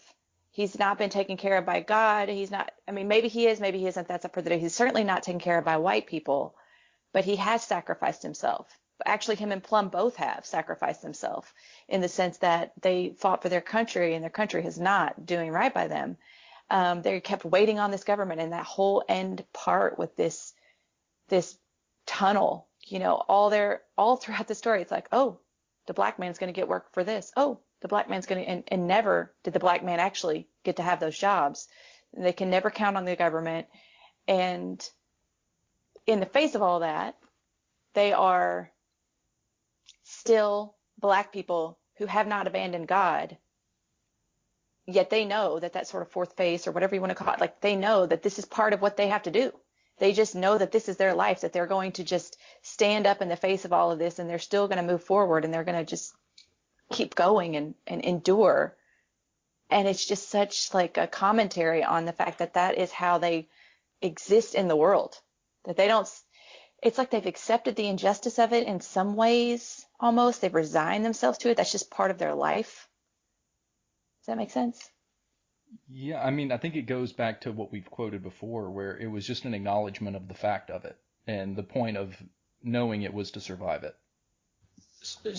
So if there is a Christ Shadrach connection, I kind of wonder if his key line of always has anything to do with this. I don't know. I mean, obviously when he says always to Sula after the drowning, Sula thinks that it's a sort of condemnation of, I don't know, like I'll always keep remember your it. secret. Yeah. Yeah. Well, at the time, I thought always it was more threatening. I thought she certainly took it or that way. I'll Yeah. remember always. Yeah. Right. And but he meant it as we learned later on, was like almost like a suggestion of permanency, of stability or something like that. And he's kind of nuts, and he thought saying always would somehow reassure her or make her feel better because she looked distraught. Well, except he was smiling with a great smile, heavy with lust, when he said that. Yeah. But he wasn't heavy with lust, as we learn later from his point of view in the description, right? Right. But so that may have been the way she saw it, because she ran out right then after he said always. Right. She fled. Yeah, I mean, Shadrach is such an interesting character in the story because he represents sort of the larger, I think the whole book larger starts with him. Yeah, he represents a larger message about the culture of what Black people had to endure. But then, we've got Sula and Nell, who are that subculture of women and what they're, if you thought Black men weren't free, look at Black women. I think that's why she named it Sula. Yeah, I don't know. I mean, why not Nell, right? Like, why? I think Sula is just more, she just felt like she was bucking everything. She wasn't just, like, she was fighting against everything. And like that whole line about what if I wasn't the one that was wrong this whole time? Right. She was an anomaly for her time, and she just was, I don't know. Sometimes I want to say she was before her time, because I felt like she wanted to do things and she had a mind that just was not built for the world she was living in. Right. And it ate her alive. Yeah, well, in the society too. I mean, it's hard. I mean, also, like Sula got to go to college, where it doesn't seem like Nell had any chance to do that.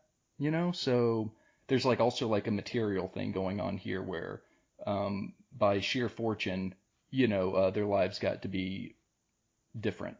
Maybe Nell could have had the same, could have gone on an adventure with her, but that was Sula's path. That was different from Nell's.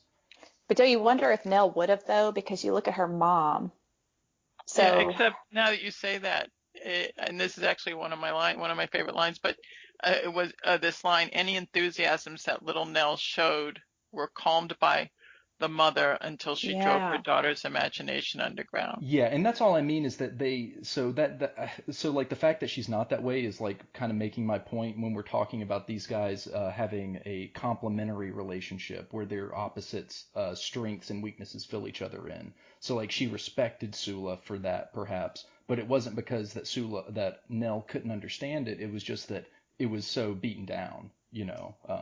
But it was something yeah, that everybody can relate to that, right? Like it's not like uh, Sula was special about having ambition. She just got lucky enough to, live more free than other people for a while or yeah, something. absolutely. And I mean, it's like every unhappy family is unhappy in their own way. I think that's the thing. It's like these girls just had different life experiences, but they're both kind of terrible in their own way, and they are both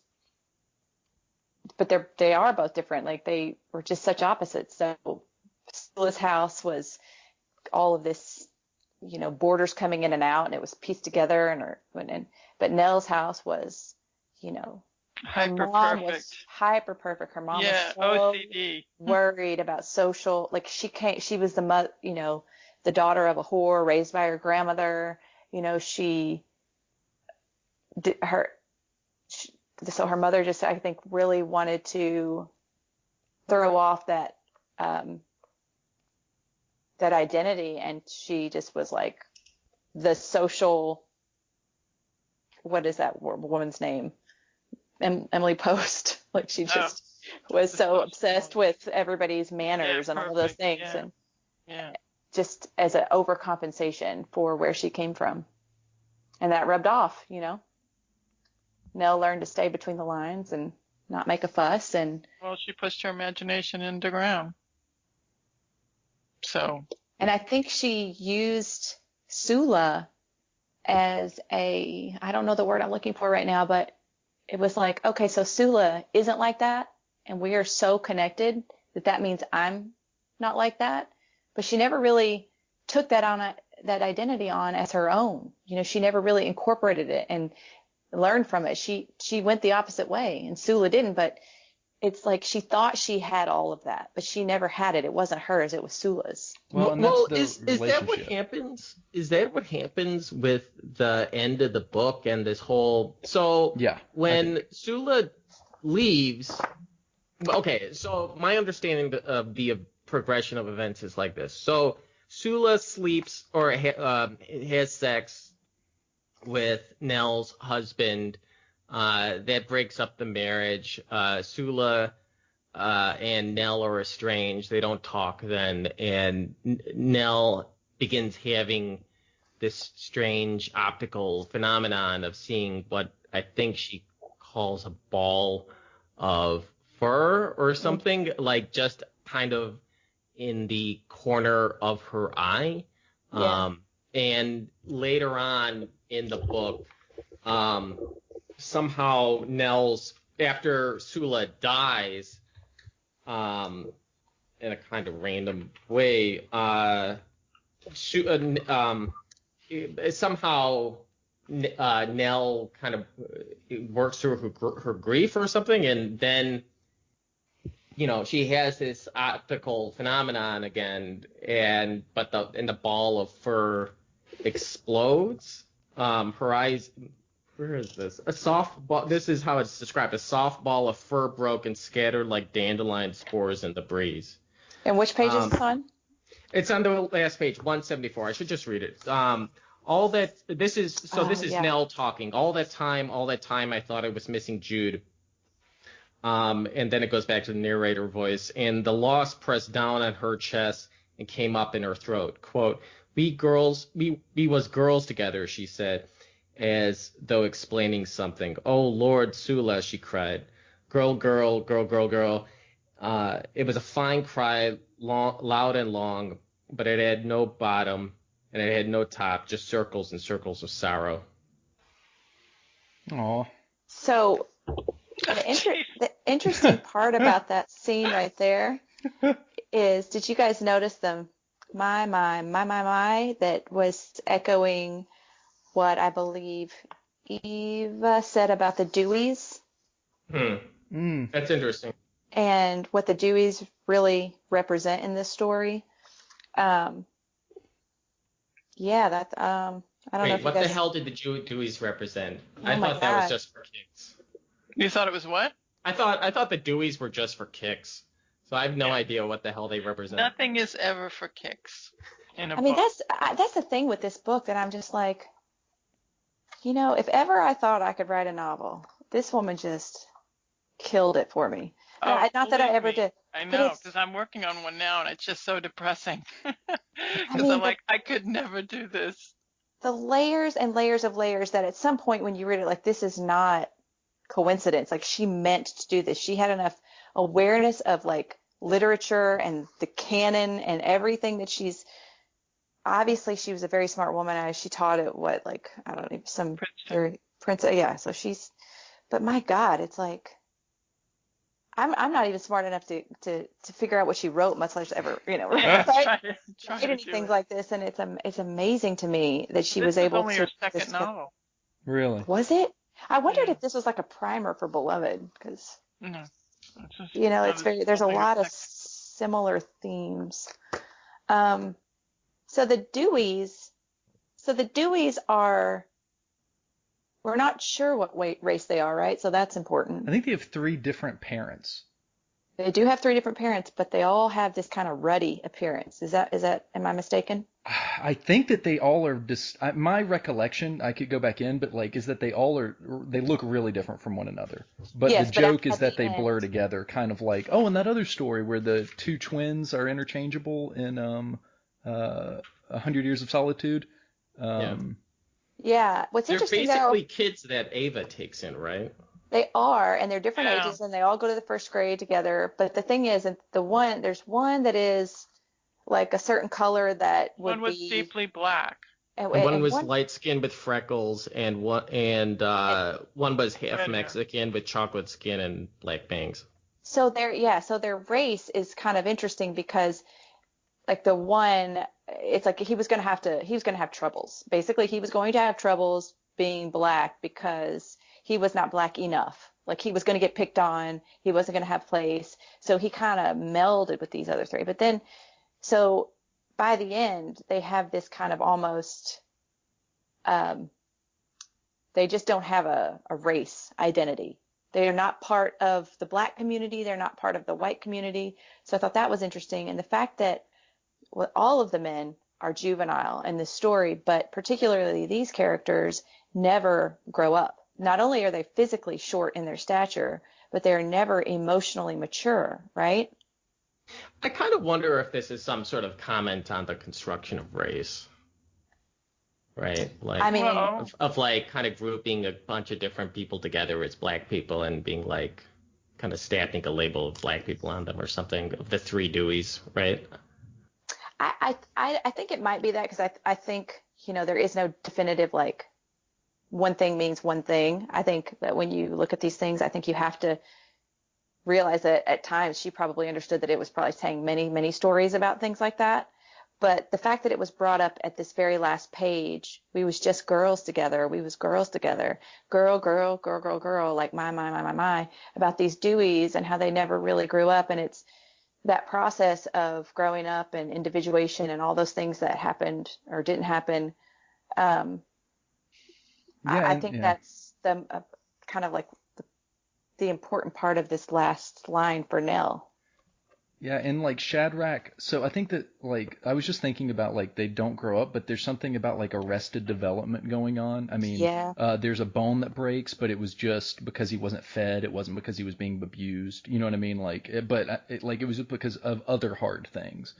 And, Shadrach, this is on the last page too. It's like Shadrach and Nell move in opposite directions, each thinking separate thoughts about the past. The distance between them increased as they both remembered gone things. And like, there's this other moment where I think it's Nell after Jude leaves, goes into her bathroom and just wants to stay there and not have anything ever be different or change and just be able to like not have to go out anymore. And I think that kind of like the stunting effect of this hard world on people is I think this is a part of that. And I think that you might be saying this about the Deweys, but I think it could be taken as like, yeah, they were all three variations on black and they were just the same thing.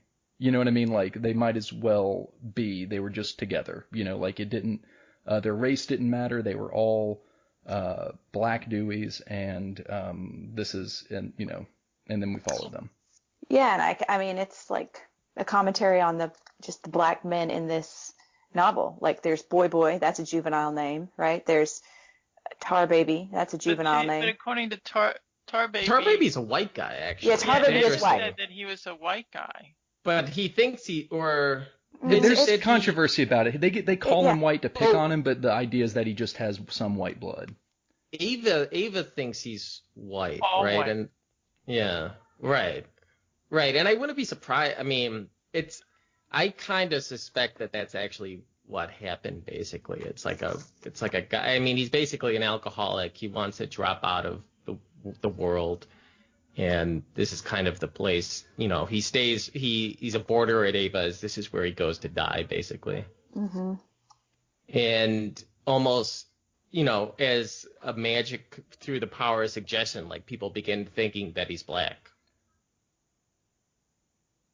Like he gets into, he manages to escape into this world by, I guess, explaining to people that he's black, but like, he's probably not. Yeah, and I'm not sure if he ever pronounces himself, one way or the other, or is just called.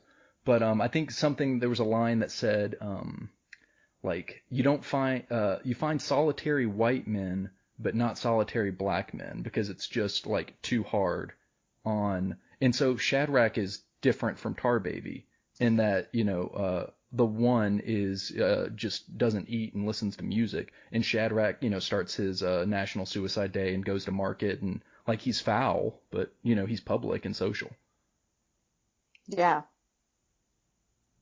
And was it? He's the one that's sang in the Sweet By and By. Mm-hmm. Right. I mean, I think he's some sort of hillbilly or something. Oh, like yeah, that. he's a beautiful voice. He's a mountain boy. He's a mountain boy. That's right. And everybody, no one helps him, but like they appreciate his, what is it? Like sweet voice. Devastation. Oh, well, also that he's so sad. This is by Pittsburgh, right? That's what's suggested here. I thought it was Ohio. Kind of that part of the Well, but there are a lot of different parts of Ohio, right? So there's like the eastern part, which is almost quasi east. There, it's Cleveland is almost like a quasi eastern city, even though technically Midwestern. But like, it almost like in my mind, like it's almost like the beginning of the east, right? And then there's like the What am I saying? Actually, wait. I'm confused here. What am I saying? Pittsburgh is in Pennsylvania. But wait. Where was that? Where does this novel take place? What are we talking about? Sorry, I'm getting confused. Where does this novel? What is the city that this is nearby? Dayton. Ohio. Is it? It's I would remember Dayton. I lived. Well, but Ajax wants to go to Dayton. Yeah, there's something I can't remember. Let's see. There's Ajax. And I think it's Cincinnati also. This is in Ohio for sure. And this makes sense to be the Ohio River Valley probably because it's a river valley. Yeah. Oh, they mentioned it once and I totally forgot. So probably Cincinnati, like where the hills begin. It says here, easily, quietly, Suicide Day became part of the fabric of life up in the bottom of Medallion, Ohio. Is there just a second? I never did a Google Maps of Medallion. I never look at these things. I don't know if things. there's a Medallion, No, Ohio, it's but a I think fictional. she's saying it was Ohio. If, maybe a There's fictional Medallion town in was Ohio. never a real city, remember? It was like... Yeah, Right. yeah. Um, so people called him Pretty Johnny, but Eva looked at his milky skin and corn silk hair, and out of mixture of fun and meanness called him Tar Baby. He was a mountain boy who stayed to himself, bothering no one, intent solely on drinking himself to death.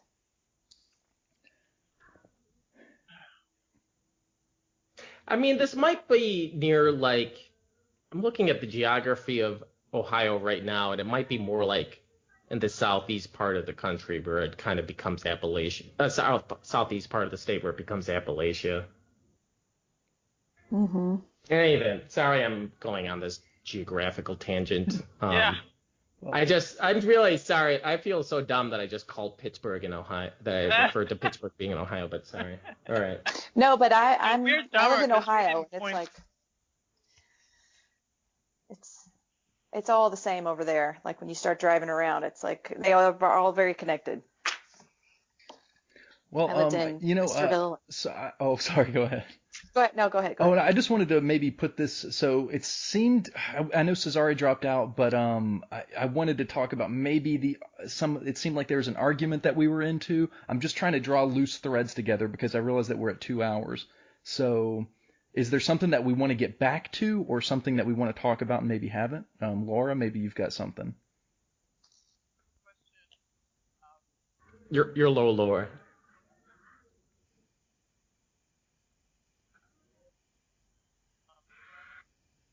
No, I think we lost you. No, don't do that. I can hear you so faintly in the background, so something's up there. Hey, Hello? we can hear you. Just come close to the mic or get louder somehow.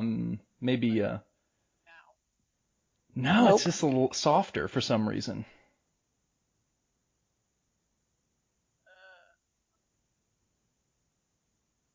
Did it come unplugged a little bit maybe? The headphones?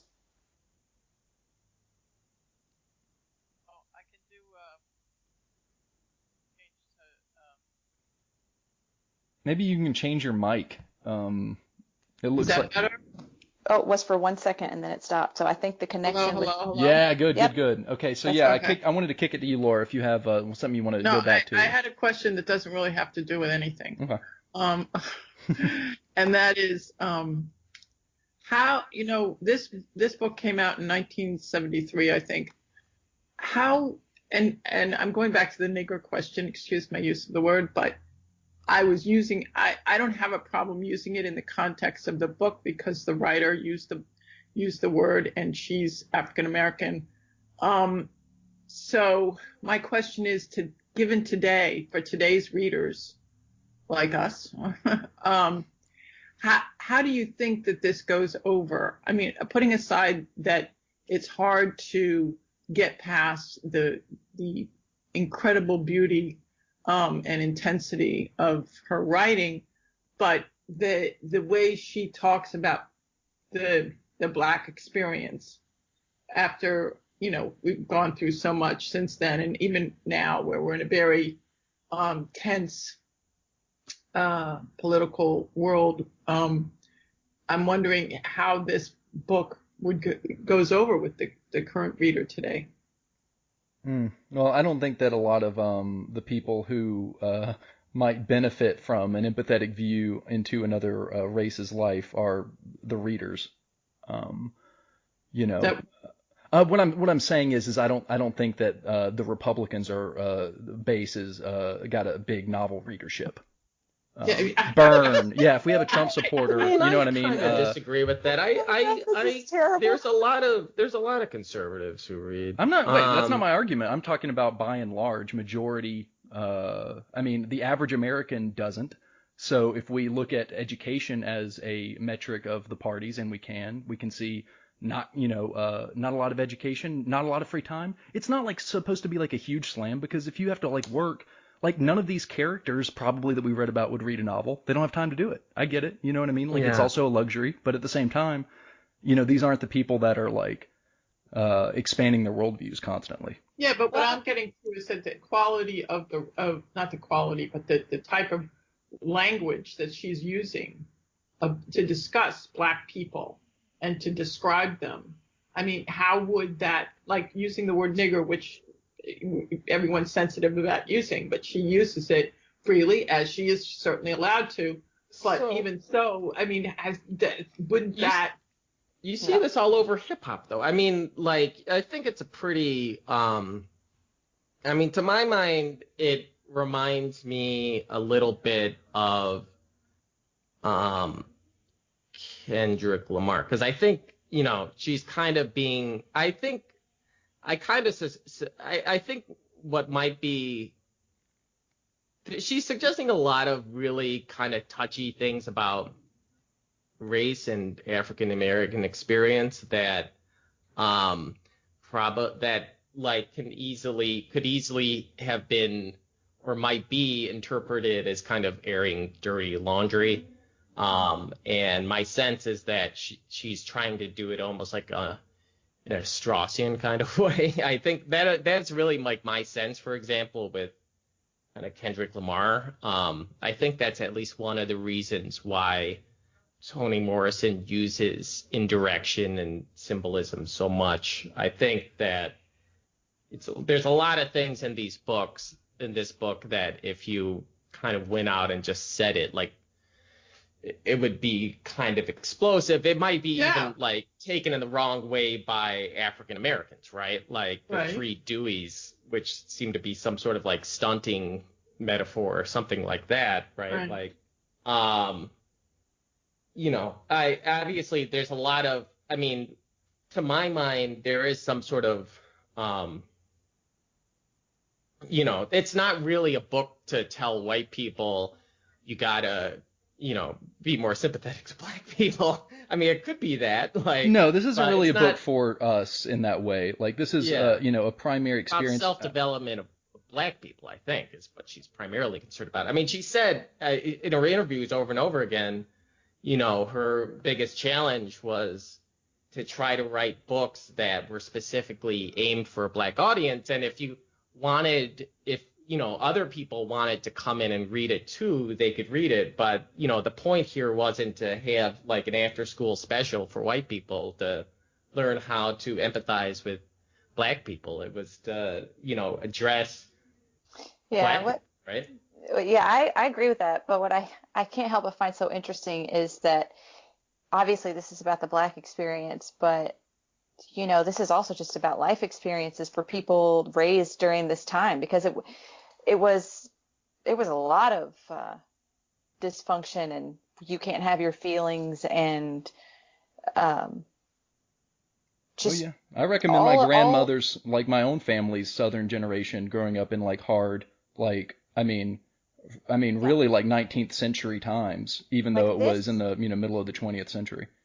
Like this relationship that Sula has with Eva, it was just like, oh geez, that would totally, I was raised in a large, you know, in a big way by my grandmother, and as much as I love my grandmother, I mean, she was like this, you know, and my mom was a single mom, and she did not play with us, and there's a whole, you know, there's all of that, and it's like, you know, you grew up thinking your parents didn't really love you because they just didn't have time to show it the way we have time to show our kids. I mean, I play with my kids, and I talk to them at night and read with them, and all these things that never happened for me. So yeah, it's not a book for me, but it's certainly like, that's the beauty of really amazing writing, is that it's so universal, but that it gives you like, wow, there's that extra layer of that fourth face of evil that like we just have to endure, that we have as a white community know nothing about. It reminded me a lot. Did you guys watch Black Panther? Yeah. Oh my God, that movie was like, you know, I gotta admit, I fell asleep like the first 2 times I watched it because I was trying to watch at night, and I'm a mom, so that's hard. Yeah. But when I watched during the day and I saw the way that they dealt with race in that movie and the complications of it all and the ethical questions involved in all of it, it reminded me of this, or it felt similar to this. You know, she's just showing what happens, and you can draw out from what you want what you want, but this is just how it was. Like, this is just what happened. I mean, like Daniel points out, that she wanted to write, and she did, for a black audience. Yeah, I mean, if you're a black person who grew up during that time period, you're going to see yourself a lot in that, I would think. And you're going to have even now, right? You're going to have a lot of, like, the situation with young Black boys and being forgotten is still ever present. So it may not be, this is obviously more extreme as it's closer to the actual time of slavery, but well, I mean, apparently what I read in the secondary literature that she took specific years, used specific years for specific reasons. Yeah, like 1919, the Red Summer, referring to the, time when there was major racial violence in the country. The highest number of lynchings. It reached its zenith in that year, right? Yeah, amazing. And 1965 with the Watts Uprising. I mean, what I read is that she chose these years for specific reasons. That place and time were very important. I did not actually know that she told that she said that somewhere. I'd really love that reference if you can share it, because I wondered, like, why didn't she choose 1918 for the war? She chose 1919, and so I would Google like Black history during 1919, Black history during the 17th. Right. I wondered why she named the chapters after years, right? And that is a possible explanation, that this is sort of like almost like a history or something, or like an yeah, but except that she isn't discussing the Red Summer, or she isn't discussing the Watts Uprising, or the Civil Rights Movement. It's given time around 65 and Malcolm X and all that stuff. So yeah, that's one way to look at it. Except that she takes these historic years, puts them in there, and then has this incredibly, potent, intimate, story about these two Black women and the Black experience. I mean, it's interesting the way she does that, Yeah. So did you think that way? Sorry. So did you think this was? I feel like I got so much out of it, but I wondered, like, is this good writing? Is this like, obviously, I haven't read a lot of her other stuff, and I know she won the Nobel Prize for something. So obviously she's a good writer, but I felt like, why did I not get so much out of all these other people? Like, I didn't even glean this much meaning out of In Search of Lost Time, and I know it's there. I'm sure it's there, but it's like, my God, I don't like, is it ham-fisted and that's why I got it? Or is it just really well done? I mean, I think it's pretty condensed. I think like, if to my mind, it's very it's almost like operatic, I guess you could say. I think that's just sort of the terms of the novel. I think every novel basically has a set of terms that you either have to agree to or you don't. And it's up to you, but like, you're not going to, if you don't accept the terms, you're not really going to vibe with the book. And I think part of the terms of this novel is it's going to be like a little kind of, it's going to be a little Twin Peaksy. It's not going to be quite realist. It's going to be a little like, potentially almost like melodramatic, right? Like, I think that's like basically the terms of the book. And I think the book, it's so condensed. It's so it moves. I think it's a really powerful novel. Like, I would probably rank this as high as like the shorter novels of that, of the first half of the 20th century in terms of like, Sun Also Rises or Great Gatsby, something like that. Yeah, it's so short. Like, you could read this probably, I could think you could read this in a very short period of time. It's not a long book at all. It's not even difficult in terms of sentence structure or vocabulary or anything like that. So it's a really easy read in that sense. But you have to have, I think, a lot of background that I probably don't have, but I got some of it because I was raised on the Bible, and so I got a lot of biblical references from this. I have this quote from a New York Times review. I hate that. Did you see that review? Yeah. I didn't see it. Sarah Blackburn. Okay. You're talking about that woman, Sarah Blackburn? Yeah, no one remember. Yeah, no one. Yeah, no, there's a part of it that sucks. But there was one paragraph in, I think, the opening where she says, Toni Morrison is someone who really knows how to clank a sentence, as the novelist Irving Rosenthal has put it, and her dialogue is so compressed and lifelike that it sizzles. And Morrison's skill at characterizations is such that by the end, it's as if an enormous but too severely framed landscape has been rolled and inhabited by people who seem almost mythologically strong and familiar, like the gorgeous characters of Garcia Marquez. They have a heroic quality. And that part I liked. I mean, there's other parts of it there. What did you hate, Daniel?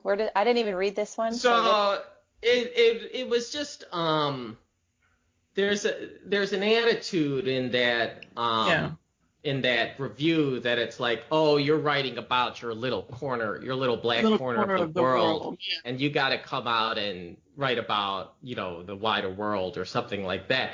And I found it, obviously it got to Morrison. I've been looking at her biography and her interviews and stuff like that, and you could just tell that line just sunk into her, and it came up in interviews over and over again years later, or at least that's my impression. Well,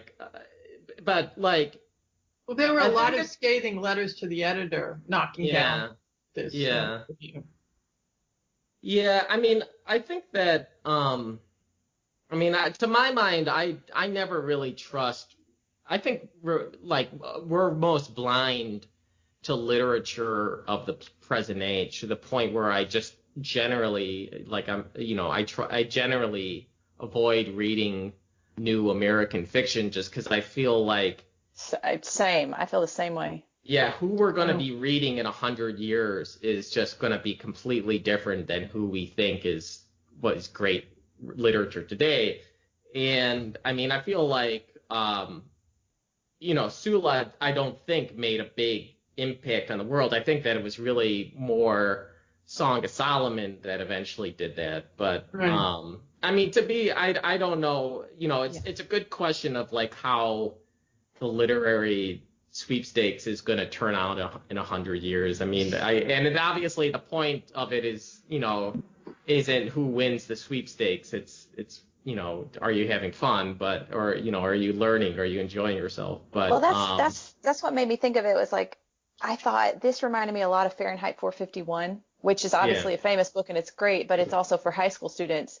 And this could be for high school students in a way, except for all the swearing and sex. Sex. But well, except for that level, this is... Oh, so go ahead. Yeah. Good for high school students in that way. Maybe it's like the secret book. It just felt like, oh my God, I forgot that this is what you do when you read, is that, I'm doing my best here on this podcast, but I feel woefully qualified to even talk about anything. But as I read this book, I thought, oh, maybe this is just really ham-fisted in its way. Eva, Shadrach, you can't, it's so obvious. It's the same thing in Fahrenheit 451. It's just very overt what the themes are and what you're supposed to be taking away from this, and the bottom. It's just the metaphors and the symbolism is so in your face that maybe people would say that's ham-fisted. Maybe people would say that's too in your face, although Animal Farm, is very in your face and that works. Yeah. But I liked it, but maybe that's a symbol of my, just the fact that I was able to extract meaning that sometimes is hidden from me in other books. I have to wonder if us being white, if there's something we just are missing. Oh yeah. Reading. Oh, I wonder too. No, no, obvious. No, I'm saying, in general, in the great scheme of existence and novel writing, if being, and society and all its mores and everything we've been through in the last 100 years, if we can't, as white people, really read a book by a black writer and get it and understand it. And I think that's that whole part about, that joke that Dave Chappelle said about differences, why people wonder why they're there. They don't believe they're supposed to be there. I truly do not know what it is, what he's talking about. I obviously get the joke, but yeah, I don't believe that I'm condemned to a life of, I don't have that in my sense of self. I don't have that in my, I mean, on a It's personal just, level, but as a white person in the world, like, no, I don't. That is not something that I can truly empathize with, because I can't imagine what that is like. And all I know is that it sounds terrible and it's not okay. But yeah, like, we're not going to feel resonance when we read that. We're going to feel like, fuck, I cannot believe that is how you walk around every day. yeah, but my point is, it's like, even if you're a African American, like, I don't know, like, think about Cory Booker, who, talks about what his, community is going through. He says it a lot on all of the debates and all of his discussions. And his community is largely an African American community in Newark, New Jersey. And I'm saying, like, even if, let's say, you are an African American and you have achieved and you have, financial, security, that's something that's still, I think, in you as part of the culture that you were born into. And therefore, I feel like there will always be some wall between us being able to, I mean, we can love, and we do love what we read here. Mm-hmm. This incredible writing, but I don't think we can really, really get it. I mean, it's a different problem than, like, trying to look in on some sort of foreign culture that you're not necessarily a part of. I mean, there's almost like a sort of like a blindness of the structure of being in this that results from being in the culture itself, and I don't exactly know what that is. Yeah, no, that's right. And that goes to Laura's point, too, of how this would be read now, because it's about the system in the system. This is still the system. And so we do have these blinders on because of the shoulders that we're standing on. Absolutely. It's the same thing with the whole women's movement. I mean, part of what we can't see is because we're in it, and it's the air we breathe, so we can't see it accurately. And with regard to something like, understanding fully this story, that would be the definition of privilege, of just, like, we obviously are not going to have the same understanding of I think a this is situation. partly like a result of, I think there's a general tendency in people to kind of, factionalize and get I once met a Transylvanian in Hungary who went on and on and on about the Roma, right? Like, he was like the most, like, racist anti-Roma Transylvanian imaginable, basically, right? Like, and he couldn't even, like, imagine that the Roma were just, like, people like him. It was just, like, remarkable. It was like, I don't know. I mean, I think that it's one of these things that, like, if you tell people that, you're in groups A, B, and C, like, you're almost inevitably going to have them start acting in teams and kind of, and it's going to kind of bias their thoughts in ways that are just hard to understand. And to my mind, even in a society where, in theory, like, there's a lot more awareness of equality with, like, all the Civil Rights Act and so on. But just the fact that the basic, the sort of inertia of history and sort of and how people think of themselves continues to make people think that they're in these sort of groups. And I don't know. I mean, I don't know what to say about that, but I think that it's something that it's so easy to fall into. Like, people kind of do it without even thinking of it. And I think that, like, white people can kind of, they can get it. There's a weird thing where, like, even if you're a white liberal, like, it's almost like you're expecting some sort of absolution from black people, which is itself some sort of, like, weird form of racism, right? Yeah. Like, it's like, what do you want? What do you want? Like, What do you want to be given here? It's like, I don't know. Well, you want to, yeah. Well, I mean, what you want is to see, it's like the Good Samaritan gives money to the poor when he sees them, and then the conscious Samaritan wonders why there's so many poor people. And so we're in a system where we can recognize the horror and we would like to ameliorate it, make it better, but yet we see that we're still in a system that is, shooting black men with their hands up laying on the ground. You know what I mean? Like, and we can't quite figure out how to get to world peace, what we want, but still be operating in this, like, snow piercer of society, that's like predicated on, slavery and stuff like that.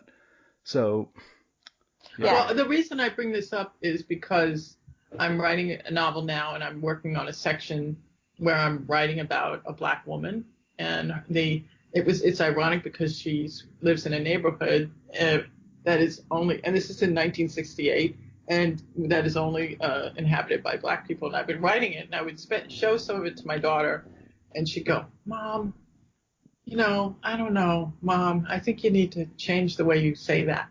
And I'm thinking to myself, well, here I am, a white person. I'm writing about this black woman living in this neighborhood, this black neighborhood. And, I feel like I can't do it. But you know what I'm saying? Like, like, in other words, I'm not racist. I'm very liberal. And, but I'm afraid that something will come out of me,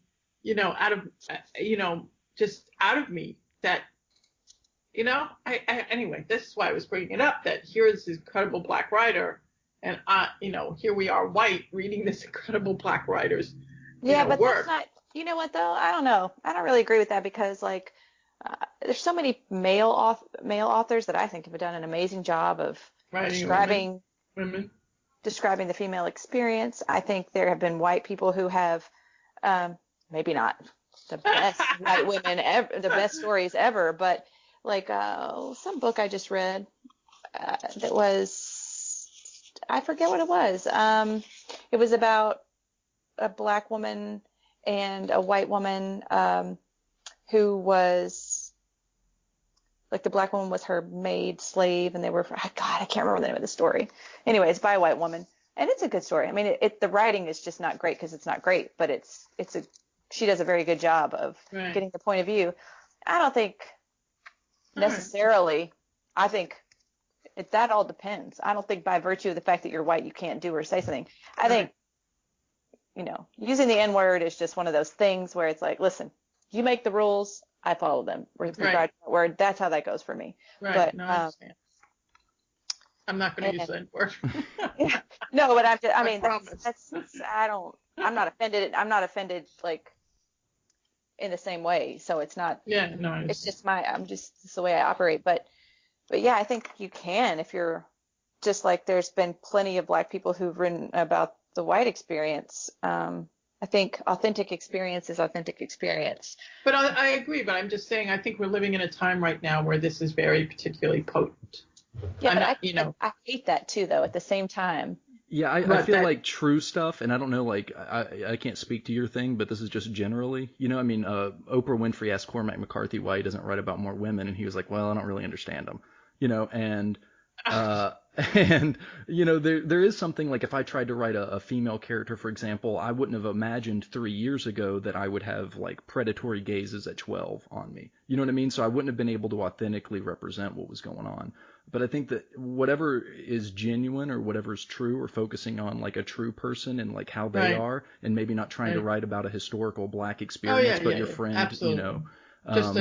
And all that stuff too. I feel like in these times, I take comfort that this history will cut through the bullshit, and like you might not be able to enjoy it in your own time, but it's worth pursuing, like, the true. Well, another reason I bring that up is you remember that review in the New York Times that Daniel you hate, and I hated most of. But one of the letters to the editor said Sarah Blackburn's review of Toni Morrison's novel Sula ends with a typical white attitude toward untypical black writing.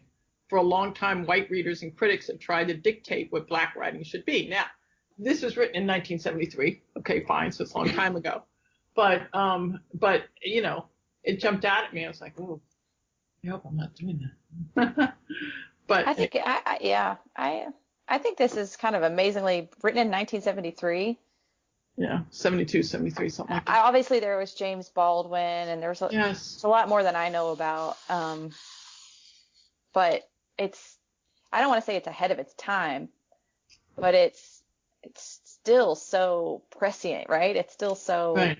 it hasn't changed. It's maybe shades of gray less obvious, but also compounded in new different ways that are really invisible to us that we haven't read the newspapers about yet. I mean, the unknown, even the known unknown. right. Like what's going on in the prisons that are underfunded and like having power blackouts. Well, there's not cameras working and we can't get reporters in there because it's private. So who the hell knows? Except for the people who do know. And, whatever, bless you. I think we do favorite lines because I kind of going. Yeah, let's do. I'm sorry. You ruined it for me. I already I'm read sorry. I'm sure you could find another one. I had two, so let's see if we read 122. I'll read mine first because I had two listed and that was it. Oh, I like this one. On page 122, those with husbands had folded themselves into starched coffins, their sides bursting with other people's skin dreams and bony regrets. Ooh. I liked that. I Right. just felt like that I can relate. It's just, Yeah. as a woman, you feel a little sometimes like you're kind of caving in to whatever is in the zeitgeist about what you're supposed to do and what you're supposed to Right. be. Boy. Yeah, Well, I have one. I have a million. Okay. I have so many favorite lines, so many favorite paragraphs, but I know we're short on time. So I'll just do this one line, which was, they were solitary little girls whose loneliness was so profound it intoxicated them. Oh, I loved that one too. Yeah. It told me so much about them. I think that we read this before, but I'll read it again. The purpose of evil was to survive it, and they determined to survive floods, white people, tuberculosis, famine, and ignorance. Ooh, Yeah. nice. Or just also this, a full recognition of the legitimacy of forces other than good ones. Yeah. Yeah. No. Yeah, that's like they don't have that privilege of not seeing that. Is what the book is all about. Daniel, you in the queue? Yeah, so damn it. There's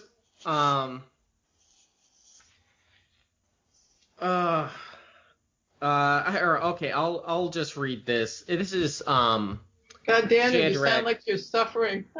Sorry. Yeah, I'll just read what Shadrach said. We had mentioned earlier that the exchange between Sula and Shadrach after the drowning, and Shadrach's own perspective at the end of the book on page 157 is narrated here.